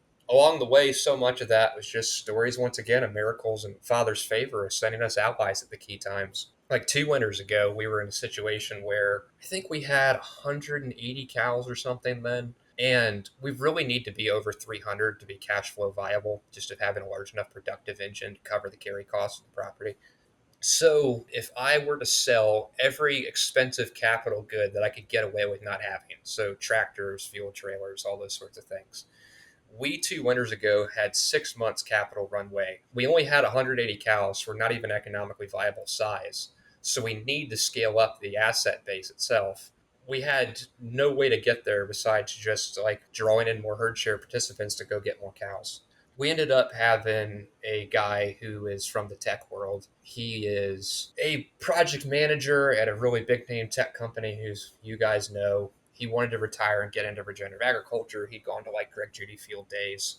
His dream was to just finish out a couple years working at this tech place, stack a bunch of money, and then retire and then start doing some regenerative grazing stuff. And he had DM'd me of like, hey, like, I'm going through these field days. I want to actually put my hands on with some guys doing this and see if I'm tough enough to do real hard work of manual labor like this. Like, can I just come out and work a long week with you guys and see if I can do it? I was like, yeah, man, come on.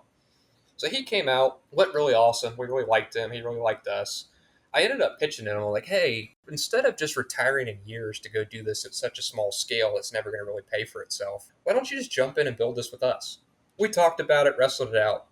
He ended up investing, and we spun off the agriculture entity.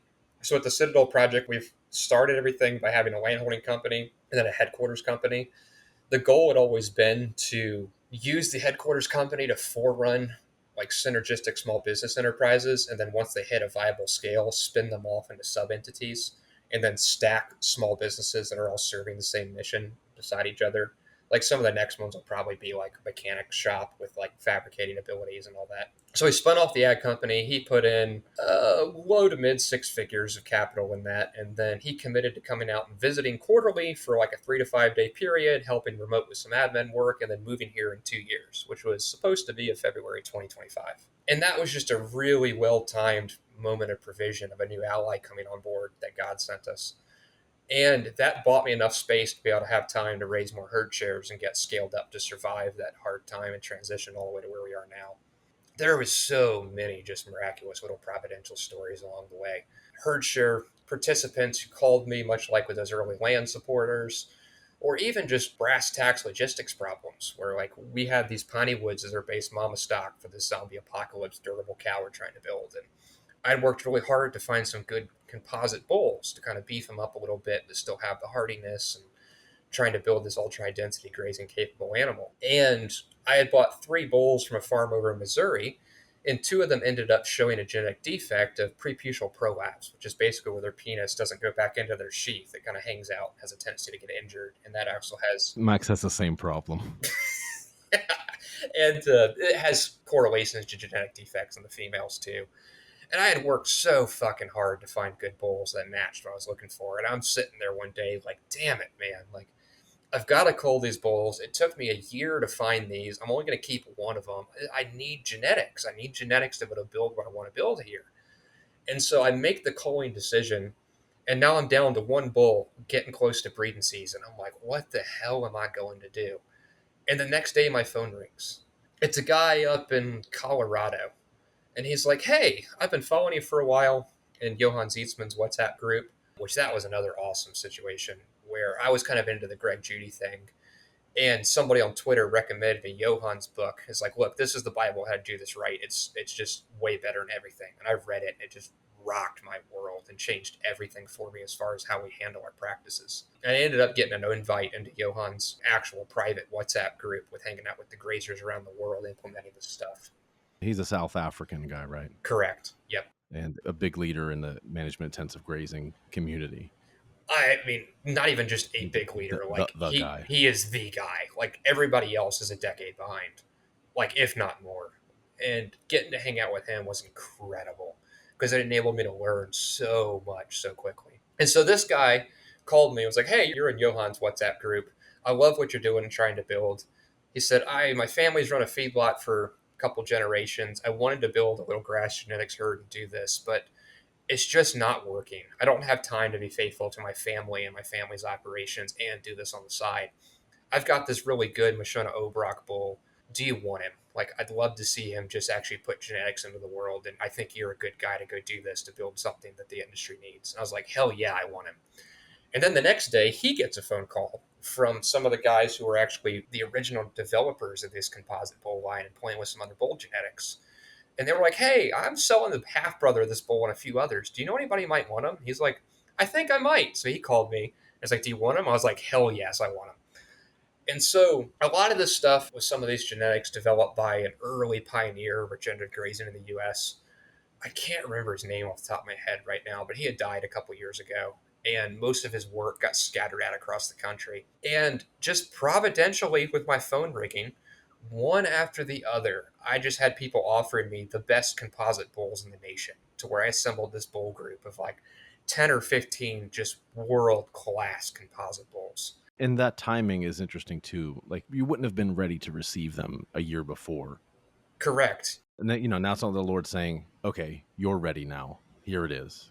Yeah, because we got through that hard winter. I got to where I was better financial, like had better financialization to like actual treasury to go out and buy things. Oh, it was just beautiful. Once again, like miracles take a lot of hard work. So you have to hold open the space for them to arrive. But I could not have done enough work to find these bowls. It was just purely miraculous providence to have the right people reach out to me at the right time. And just being faithful to engage that by being engaged in the community of Johan's group and talking about it, just being open about trying to be faithful. And then those provisions just arrived along the way through holding open the space through faithfulness, right?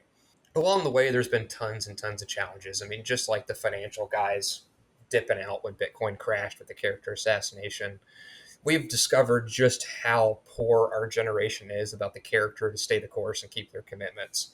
John, you and I have had so many conversations about this. Yeah, we have. Yep. And we talk about it a lot on Max. You can go into a little bit more. We talk about it a lot in the Mesh Citadel. Almost every episode. Mm-hmm. Yeah. How often do anybody stick to their word? It is an embarrassment, really. It's really, really sad.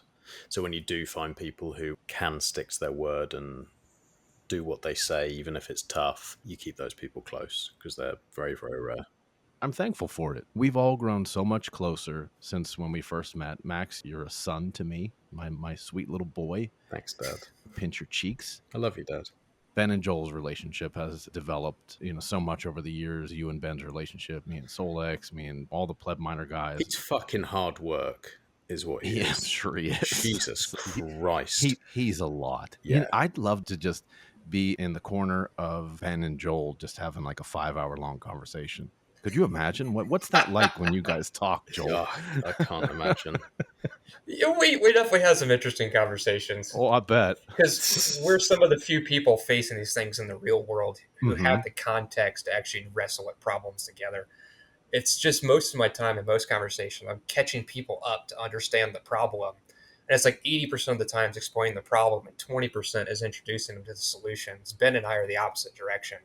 Because we understand the problem so intimately, we can just spend time diving into how do we fucking solve this. We just got to drop a mic in a room with those two, Max. And just have that be like an 8-hour long episode. It probably would be, yeah. No editing. Ben understands the problems so well because he just is one. He's a walking, talking problem. And I'm going to be seeing that weird cunt in about 3 weeks. He's coming to visit for a long amount of time at my house, and I'm just preparing. I'm just God bless you. I'll pray for you right now. I'm warning my family. Just know this guy's coming, and he's fucking hard work. I love him, but he's hard work. It's awesome. So that's been our biggest challenge along the way, is just broken commitments. I tell my core team what I'm vetting for in leaders who are running this project with me is people with the capacity for redemption.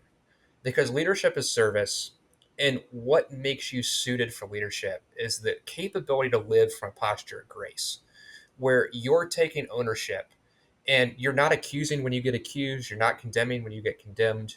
You're capable of living where you're giving favor and mercy to others to redeem their failures or lack of character to create the opportunity for outcomes that would not exist without you doing the work to make it possible when everybody else is kind of shooting holes in the hull of the boat, right? That has basically boiled down to we've built this whole operation with 3 core guys, including me, and usually about 1 employee that's like a grazing intern or something along the way, which has been wild. Story after story behind that has just been challenging. Like the guy who invested in the agriculture company, we spun it off.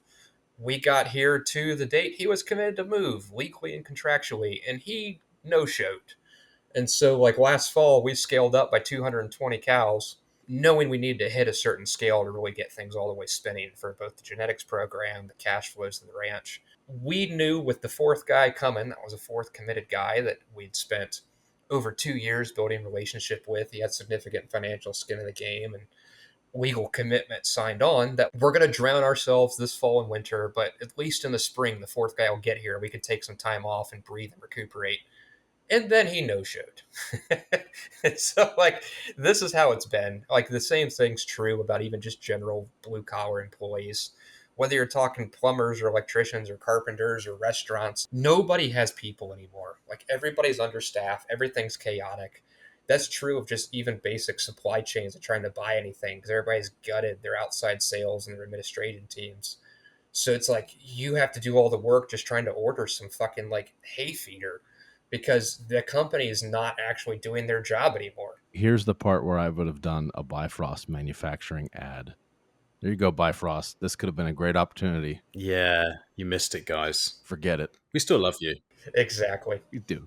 So, like, the way I've come to describe it is that the spirit of our generation is relational nihilism post COVID. People break their word and they're surprised if you treat them as if you actually expected them to keep it. Fucking A. God, clip that, somebody. Yep. That's a banger. It's a generation of self-righteous cowards who have no understanding of what it means to be a team player and function as a body. And like I always try to talk about this idea of freedom, where people treat freedom as if it's freedom to never depend on anybody. But that's not true. Think about ourselves, like none of us can do everything. If you think about an actual physical body, like if your gift is to be a hand, my sage also says, you know you're living in your true gifts when you're doing really huge things with very little effort, right? And so if that place is you being a hand, true freedom is being a part of a body where you have somebody else who's a wrist, a forearm, an elbow, a humerus, and a shoulder, so that you're free to get to be a hand. The problem is, if you're trying to never depend on anybody, you spend zero time being a hand because you spend all your time on the things you suck at because they take you longer to do. And so re-understanding freedom requires being able to participate on being a team player and also understanding that there's leadership and there's ways leadership works. And so, like so much of this young generation, they have this whole victim mindset because of this authority power imbalance thing. The person who's lower in the chain of command can do no wrong. Anybody who's ever does anything wrong, it's always the guy who has more power. And so the guys at the bottom just break their word, but they feel like they have this entitlement to do so because they're in victim mode. Preach. And you, who is the authority or the leader, no matter what you do to try to actually create real commitments, to create good expectations, to develop, mentor, redeem, they see you as the enemy. And so it's like we've got this generation of guys that have always been given a trophy but never been held accountable. Now they're 20 or 30-year-old men, like boys in men's bodies. Oh, and man. I get 2 weeks to develop enough social capital with them to tell them no for the first time because their dad never fucking did. And it just doesn't work. Like, I cannot build enough relationship to overcome 20 or 30 years of orphan fatherlessness. Even if they had a dad, the dad just never did anything. And so our biggest problem is we have this goose that laid the golden egg, Father's favor and provision for us, this magic anointing network effect, favor and energy that's happening, plus my like entrepreneurial skill and my ability just to create opportunities and magic outcomes. I'm constantly just watching value just trickle through my fingers, not even just trickle, bleed through my fingers in a torrent, because I can't do everything and I need people with me to execute on the opportunities I create. I want to interject here with the other two men that you have there are fucking machines. Agreed. Absolute robots, just indomitable spirit and work ethic and energy and muscle. That sometimes it amazes me when I have conversations with one of them in particular, you know, where he says, yeah, I've been working 14, 16-hour days for 45, 50 days straight. And he's perfectly okay with it. He's like, yeah, I'm a little tired.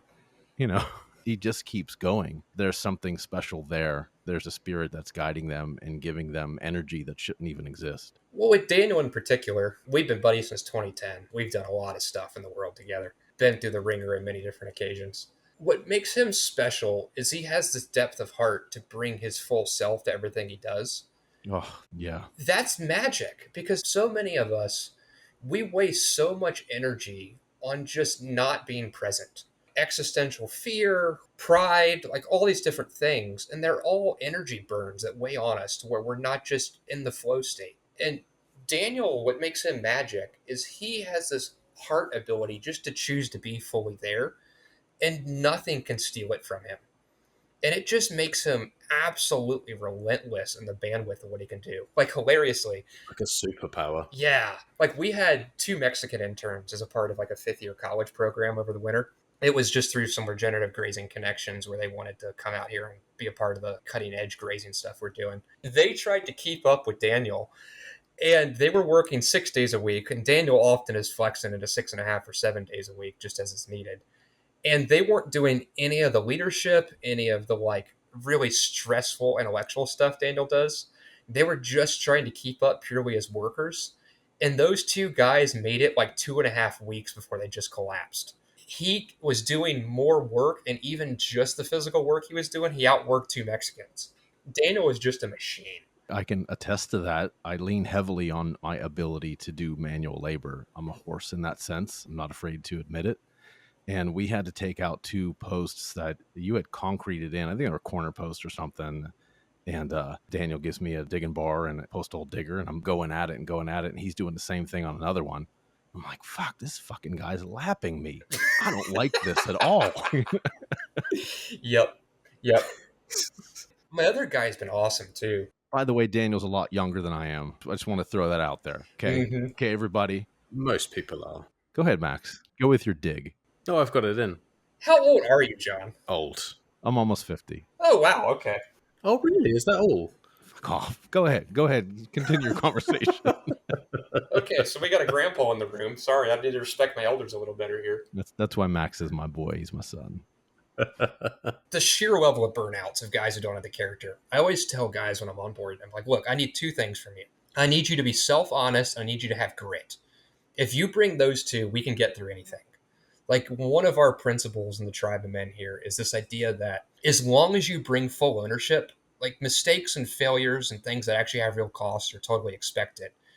But as long as you own it with full honesty, you're never alone. You've got brothers with you who will give you the grace and redeem it with you. And that's the trade. Like, grace is not costless. The thing you need to meet in return to be worthy of grace is ownership, right? And that ownership is just dependent upon self-honesty and grit to stay the course. And once again, like, Daniel's just a king there. Like, what we've built would not exist without Daniel and my other core guy. The other core guy has been really interesting. He was a young guy. His degree is in finance. Super wicked, smart, like math savant type guy. Like, he could be making millions in like investment banking or hedge fund world. But his core thing was like, I refuse to be domesticated, and I want to resurrect real citizenship of a functional society again. And so he joined my team before we even bought the property. And I knew what this young guy, had it in him to be. And so I kept putting weight on him of like, okay, I need you to go do this in the lead. I very intentionally just kept putting more weight on him than he was capable of bearing. We've had this interesting phenomena here where it's everybody in the circle was people that are really high moral character who desire to live inside of like a honor type culture and world. So I'm putting weight on him, putting weight on him, and I just keep putting more on him than he can bear. And one day I sat him down. I was like, okay, we're at like month 6. You need to be able to handle what I'm asking you to do as a leader. I'm like, why can you currently not? And he's like, man, I'm carrying an existential burden that I don't understand that's distracting me from being present and be able to do what I need to do. And I'm like, okay, great. This is why I'm a Christian. I carry the freedom there of knowing who I am at an identity sense to where that's not a distraction for me because that's solidified between me and God. It's almost like that Rudyard Kipling poem, If, of the ability to not be distracted by either victory or defeat because you're not carrying any connection to like ego or identity. A lot of the guys in our circle have been guys like that who had too much integrity to swallow like Christianity as a religion as it's been previously preached to them. But when they see me or Daniel living with this energy of heart that's enabling us to live with this bandwidth of leadership and a bandwidth for redemption and just being present while under extreme duress, it makes them hungry of like, where does this hope come from that's enabling this sheer amount of energy to change the reality around you guys? How do I participate in this, right? So many people have tried to join our team. Like, even last winter, once the tech guy told me he was not going to show up, opened up this funnel of recruiting to like the regenerative agriculture world. And we burned through like 15 fucking people from like September to like February until I finally just gave Jeez. up on it. Yeah, like, It's spending so much social and spiritual capital. oh man. I mean, I probably personally, or just a team, we probably put 1,500 man hours into recruiting, vetting, onboarding, Wow. training, and then dealing with picking up the pieces when guys washed out and failed. And there's so many threads of why they all failed, but it's that same thing. It's the self-righteous cowardice. It's the lack of self-honesty and grit. It always ties back to that.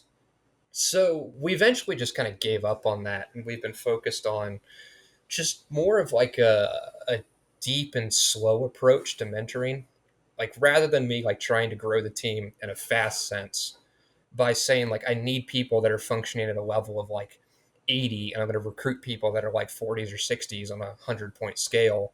I've just admitted to myself that the 40 and 60 type people don't exist. I need to start with the younger generation and then just start slower with focusing really deeply on raising young people up from zero to the level where I need them to be.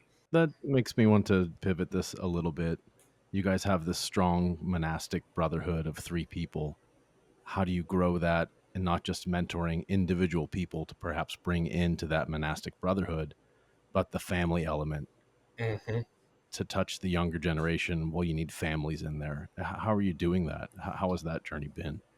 That's been a big challenge. We have some families in the local region that we're getting closer and closer with, which is awesome because they'll bring their kids by and just drop by all the time. And I miss that so much. I grew up in a fairly like not like multi-generational community in the sense of like a commune, but athletic director at my high school was also a really good friend with my dad, who was a big component at the local church of the men doing stuff together all the time. And it was just an awesome tribe of people.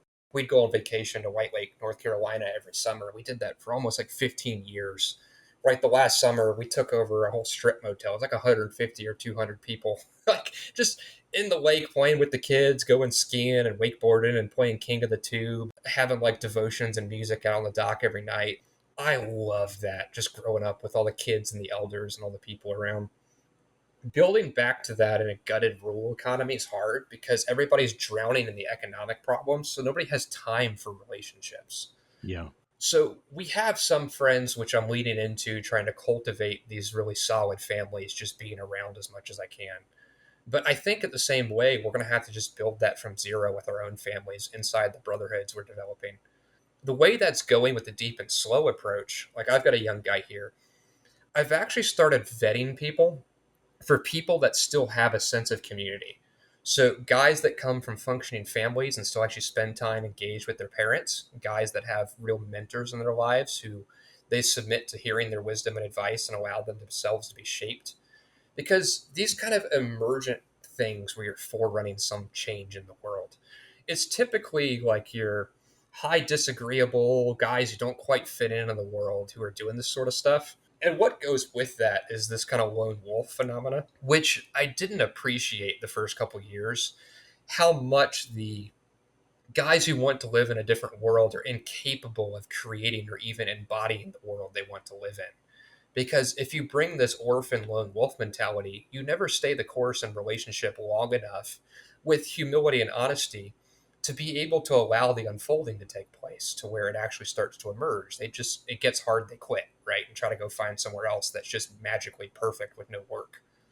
I can imagine there's a lot of running into people who have bucked against the system for so long that once they realize that, well, this is kind of a system that you are involved in and you have to buy into the system, they're like, well, I've been nothing but a rebel, so that's all I know how to do. Exactly, exactly. So, like our current young guy, who's Daniel's right hand man on the grazing operations side, he just graduated college. I got connected to him because his dad knows me just through the grazing world. He's a local rancher not far from here who runs South Pole cattle. And so this young guy is still pretty well connected with his family, and he still values having father figures and authority in his life to kind of develop him as a person. So when he came on board, he had this sense of pride of not wanting to let his dad down with these relationships his dad respects. And that has made everything different. And I'm really starting to look for that from here on out. Of like, I want guys who bring that sort of a world with them. And so when we brought him on, I told him, like, look, I don't want employees anymore. I'm tired of dealing with fucking employees. Like, this just is not working. If you're here, you're here. If you're in, you're in. You're going to be salaried. And we even designed his pay structure to kind of be a part of this emergent culture, to where he's got a base pay and then he's got this daily bonus, basically. It's not hourly, it's just kind of a daily salary. And every week we give him a theme. The theme is both like practical and the work stuff, but it's also like heart and character. Where I told him, like, look, like, he's committed here for a summer job. I'm hoping he'll become more of like a actually in-house mechanic type guy, where I could pay for him to go do like tech school classes and things at night.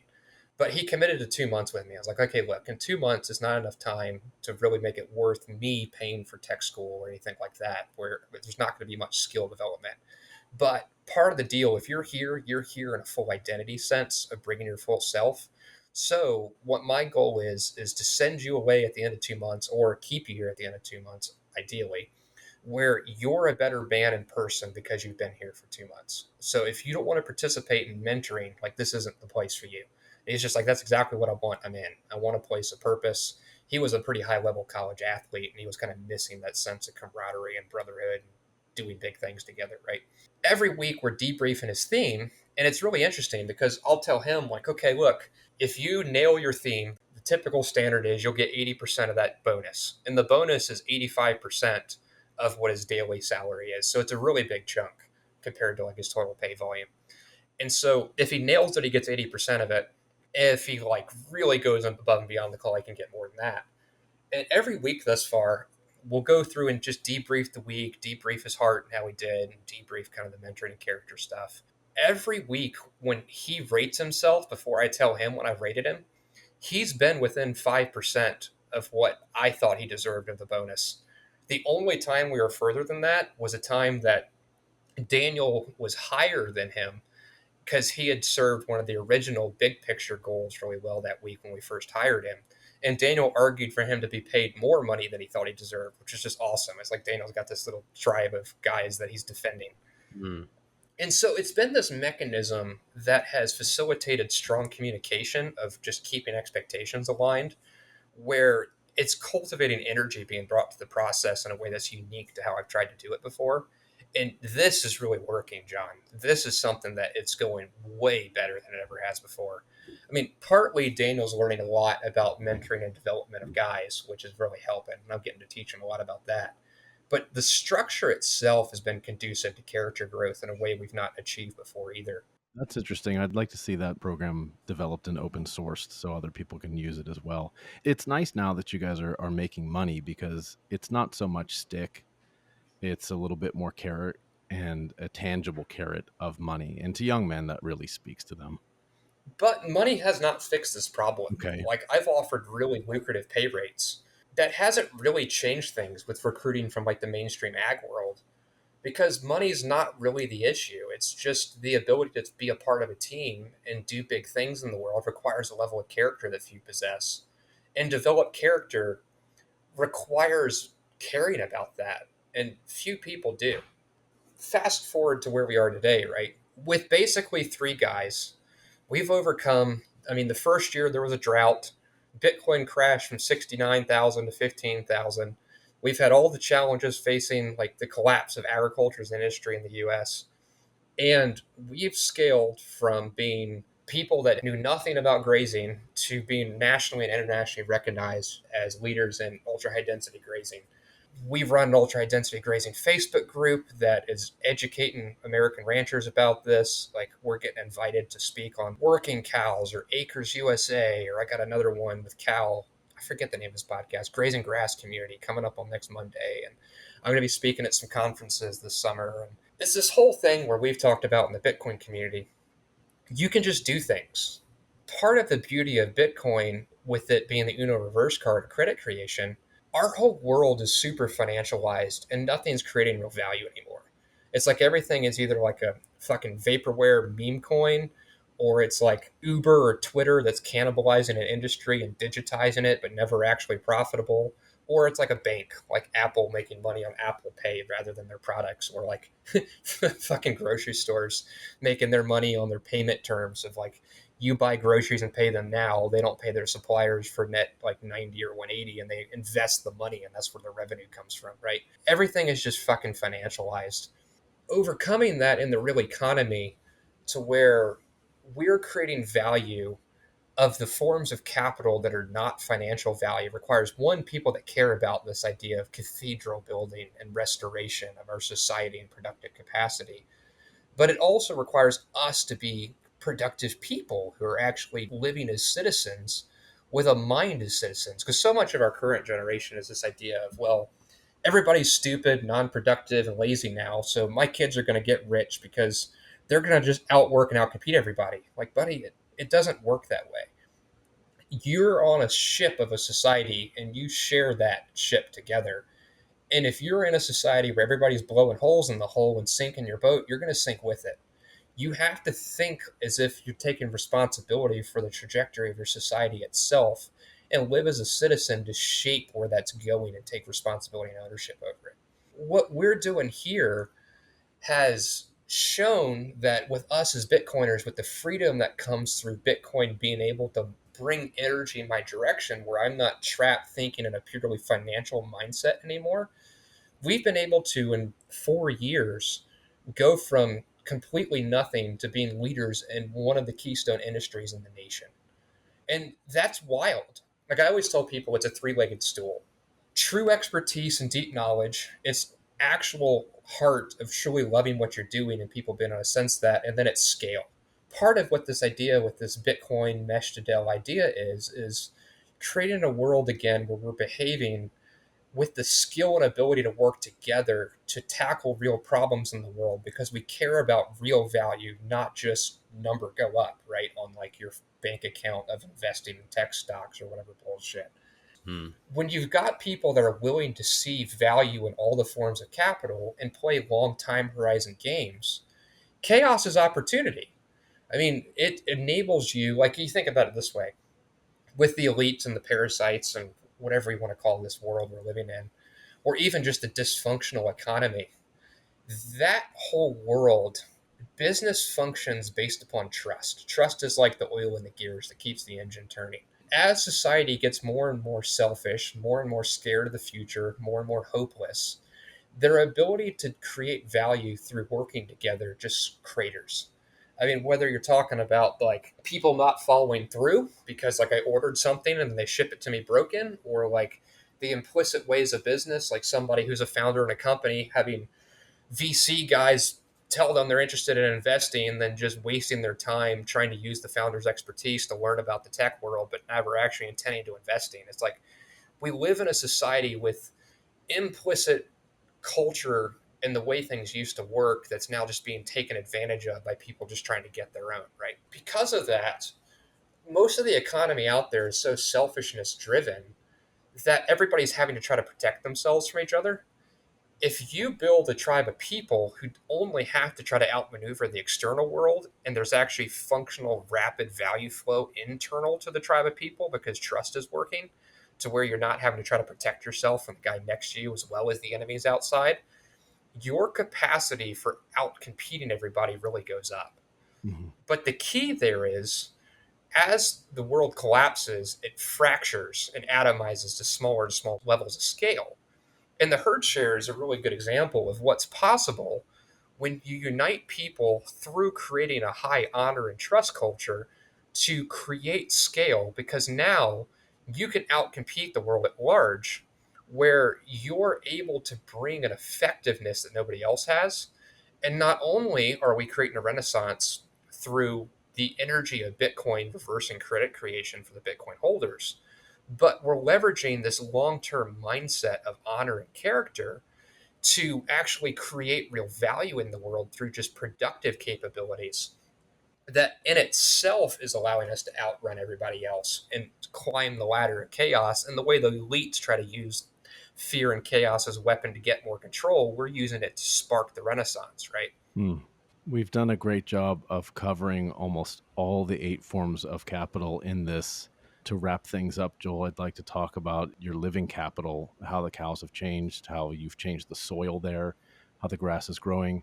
One thing we didn't touch on very much in this conversation is material capital. And I know that we're probably not going to have time to touch on it very much. That Bitcoin mining is an interest of yours, that you have Bitcoin mining capacity at the farm, that you and you've tried to spin up projects where you are doing Bitcoin mining off of solar, where you're going to heat capture into greenhouses and heating water. And a source that we like to use on Ungovernable Misfits is our friend ALTAIR Tech, where you can get all of your mining gear.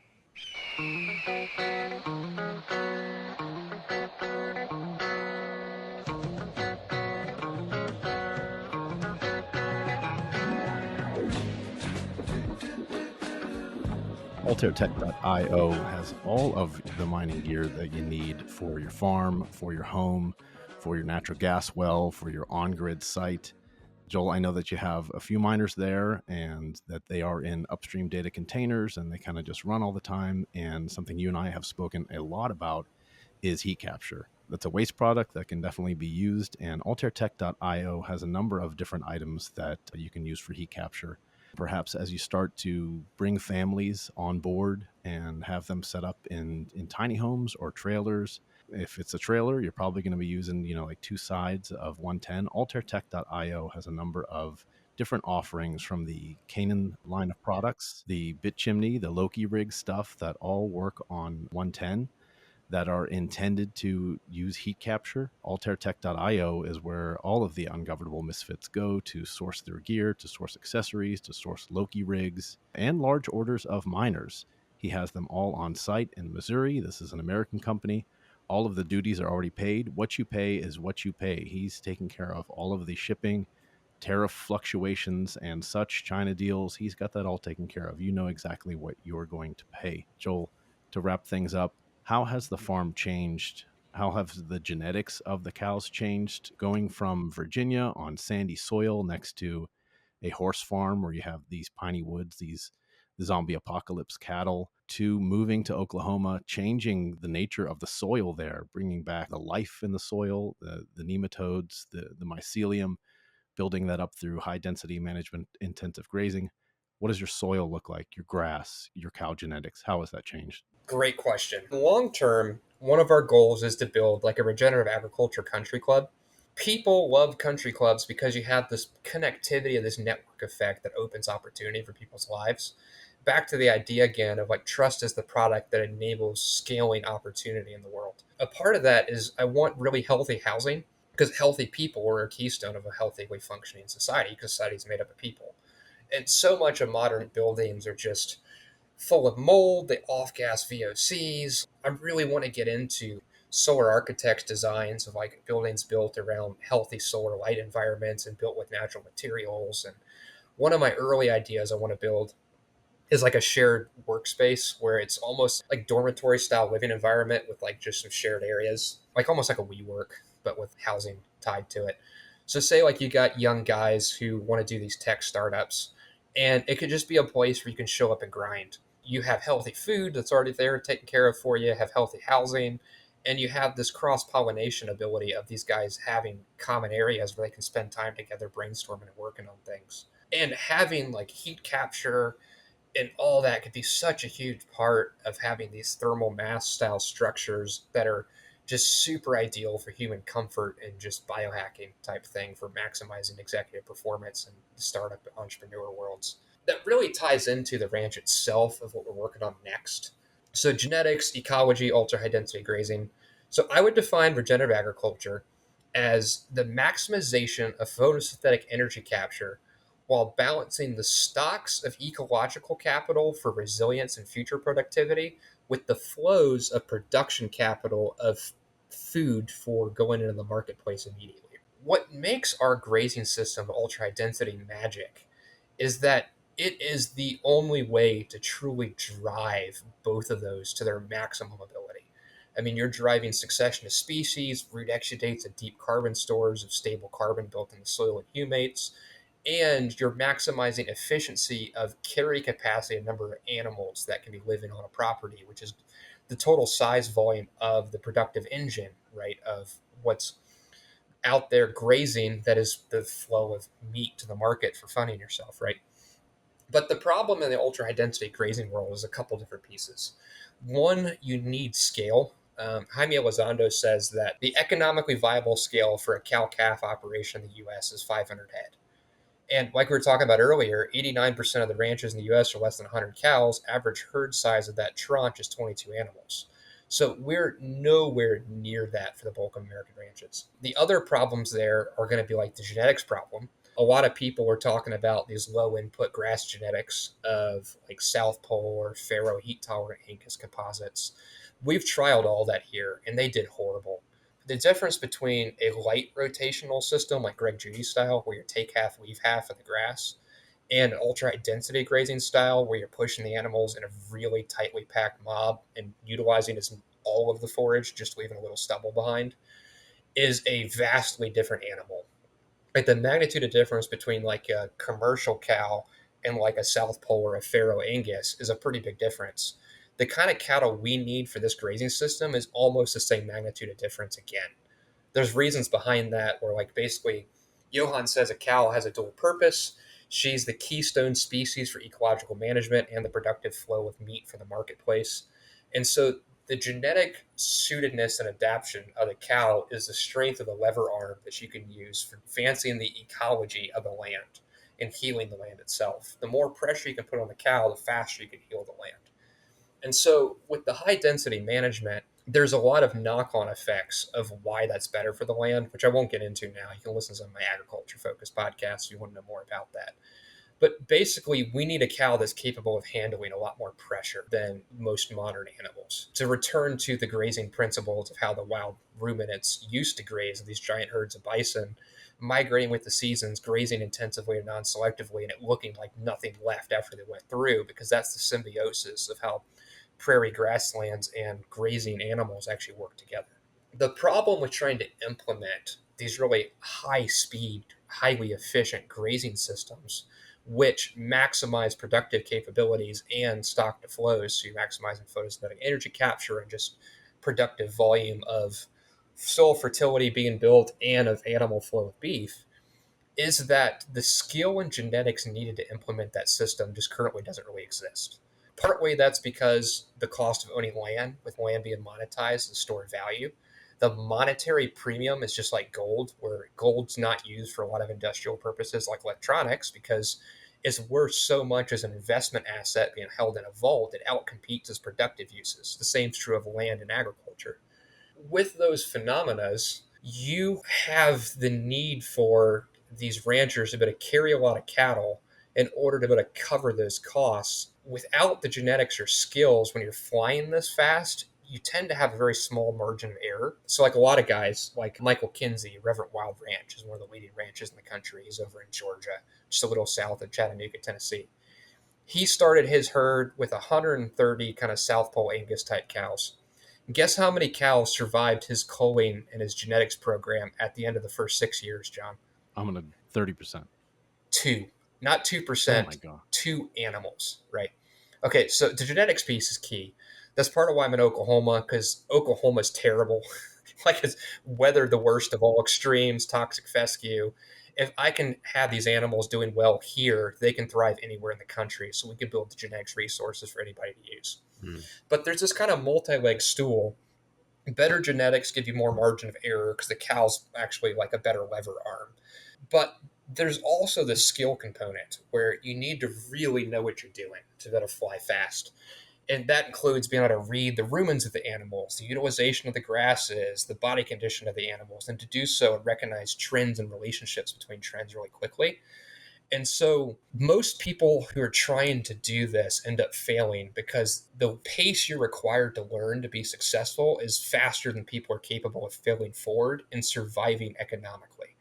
That or a lot of the leading ultra high density ranches in the US, like as of a year ago, I knew six and two of them lost their land. I ended up buying the bulk of the herds from both of them, which is beautiful that I was able to protect their work, but I hate seeing guys go underwater. They were on leased land because they couldn't afford to actually own the land. and then they got rug pulled. So what we're working on is kind of building this multi-leg stool to catalyze change in the industry at scale. So we're kind of going towards this like techno hobbitry thing where I'm working with an AI company, and we're developing grazing technologies for high frequency grazing management. Stuff that's going to be able to measure animal rumen fill, pasture utilization, and volume versus bricks levels, and animal body condition trends, the interrelationships between the two, and stack a bunch of like data outcomes that show you as a grazing manager really quickly like what the trends are so you can be creative and make really good decisions. When we put all this together with our model, we've got this financial model of a new way to approach community-based farming with herd shares. We're going to build a system for community land ownership. That's another kind of liquid instrument that enables scaling land and middle class access to land investments. Then we've got the actual genetics base that we're building to be the other tool. And then we're working on building not just education programs, but technology stacks that enable these guys to be able to learn fast with lower failure rates. But it also, like, tools shape your worldview of how you approach solving problems because they shape how you think. Like, you don't try to use a hammer to twist something, you don't try to use a screwdriver to hit something. Oh, wait a minute. Wait a minute. Come on. You can totally use a screwdriver to hit something. Not effectively for very long because you'll break it. And so having good tooling with these technologies is going to make people ask the right questions, which will make them learn. Rather than having to have these really long-term internships to teach people, we can give them the stack that's like a wiki of the knowledge with the tools, and the tools will protect and shepherd them so they don't make catastrophic mistakes, right? And so when we stack all this together, we're going to forerun building all these pieces to enable the industry at scale in the US to change through having this full system scope solution package prepared for them. I love how you're building in technology and all of that into what you're doing. It reminds me, every conversation I have with Ben is similar, just trying to find ways to bring tech in and make things more efficient. And I don't know if that comes from like the Bitcoiner side or where it comes from, but it seems like there's a lot that could be done with making these things more efficient and easier to pass the knowledge on quicker. Exactly. I mean, I originally started looking harder at this, like with like GPS fence collars instead of physical fencing and this AI software, high frequency data stack, and all this, because just the labor stuff's eating me alive. Like I wanted to employ a lot of people to create this local economic energy to restore like rural economies. But without having enough people to actually build with me, it's forced me to think differently. And dealing with people and employing people is generally a fucking pain in the ass. So if you can have a bit of technology which you can technically employ to do the same thing, you don't have to manage that in the same way. It doesn't have sick days. You don't have all the same issues that you would probably have with most employees. And that then clears your mind to do other more important things, because everyone I speak to who has many employees, like most of their gripes are fucking hell, I can't get the work. They're lazy, like you were saying, or they don't take ownership, or they're lying, or they're stealing, or they're not turning up, or whatever the problem is. If you have either machines or tech doing the work, you can save yourself a lot of time and energy. The goal being leveraging tech to put people in a position that's where the people should be, like creating value, to where they're ruling and creating as creative critical thinkers rather than just punching the clock doing rote labor, right? What that's enabling of us going towards infrastructure and tech is allowing us the space and the freedom to focus on deep mentorship of raising super high quality people who could participate in that process as citizen leaders with us, rather than wasting so much of our energy on low quality people who the investment's not returning on effort because they're just not really growing into productive human beings with us.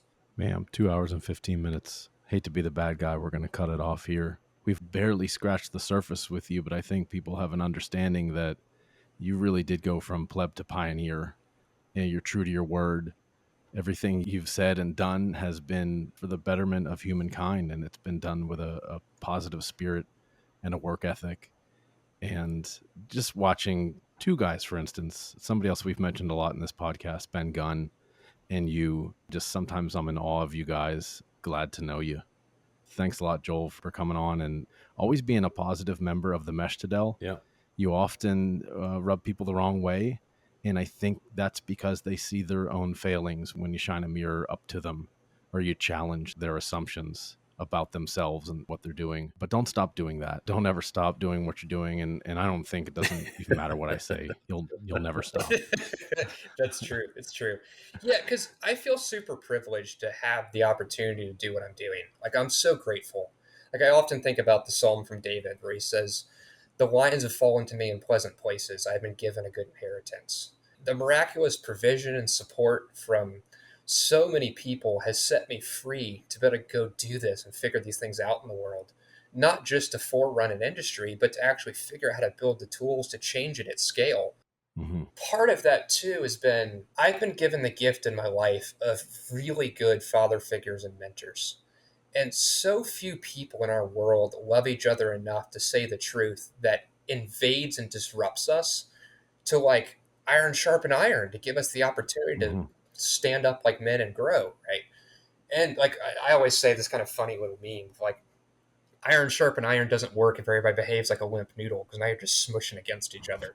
And it's part of what's in my heart is to pay that back for the men who have done that for me in my life. Because I'm a hard-assed revolutionary type disagreeable person. And I've tried to be the best student I can be for those types of guys who I've had in my life. But at the same time, like, it takes some grit to be a guy who's teaching me something. And my mentor, I don't know if you've met Tim or not, John, but I haven't. I've heard so much about him from you and Daniel that I almost feel like I know him. you would love him so much. I need to introduce you to him one day. I see that as a duty where it's not even for the people I'm trying to love by trying to shine the light of speaking the thing that I believe people need to hear to have the friction to learn things. It's not even about loving them. It is about loving them, but it's also just, I feel that as a way to honor the men who did that for me by giving that opportunity to other people that I run into in whatever circles I'm living and engaged in. And I find it all a privilege because it's all a part of the gratitude of I'm so grateful to have been given that myself. Well, I'm grateful for you. I know Max is as well. And I know the rest of the Mesh Tadel is grateful to have you be such an important part of it. Thanks, Joel, for updating everyone on what's going on at Smoke River Ranch. And we'll definitely talk again later. Yeah, thank you, mate. Much appreciated, guys. Thanks for having me on. Sure thing. Wow. That was a hell of an interview. Max and I always say this. It could have gone on for another 2-3 hours. Yeah, easy. We'll have to do it again. Like you say, we just sort of scratched the surface, but I do think it gave a really good overview for people who wanted to catch up with what you're doing. I think we did a good job there. Agreed. I'd love to, as I get the tech stack developed into an actual product, hop back on and actually talk about the hows of the grazing science and why the tech stack is important and what it enables and what the tech stack actually is. Yeah. Because I think the Bitcoiners with this kind of permaculture love of food production and soil mixed with the techie autistic mindset, I think it'll really light off when these guys have been excited about it once they get it and see it. It's a promise that you made everybody a long time ago is that you're going to open source a lot of these systems for them. Yep. And it's so much more than here's my open source management intensive grazing system. There are a lot of things. Yeah, because I've just learned without the tools, people are just going to fucking run with it. Let's just waste my time and theirs. True. And their money. Yeah. It's just, it's challenging. It's like flying a fighter jet because you need to go that fast to make this work in the working economy. People aren't that good at being a pilot. But if I can give them a fly-by-wire system where it doesn't take that much skill, then it unlocks a whole new world of 0 to 1 that didn't previously exist. All right. That's it for us. I appreciate it, you guys. Thank you, Joel. This was great. Yeah, we'll speak soon, mate. Take care. Those jealous motherfuckers, they will try and take your crown. It's easier for them to put you in a box, keep you safely locked away because they hate it when the boat's rocked. But fuck them all, they don't tell us who we are. So when they try and lock you up, go and get the fucking crowbar. It's a trap, and there's no comfort fitting in a fake safety that no one believes in. And if it goes against who you think you are, it's the death of happiness. Go and get the crowbar.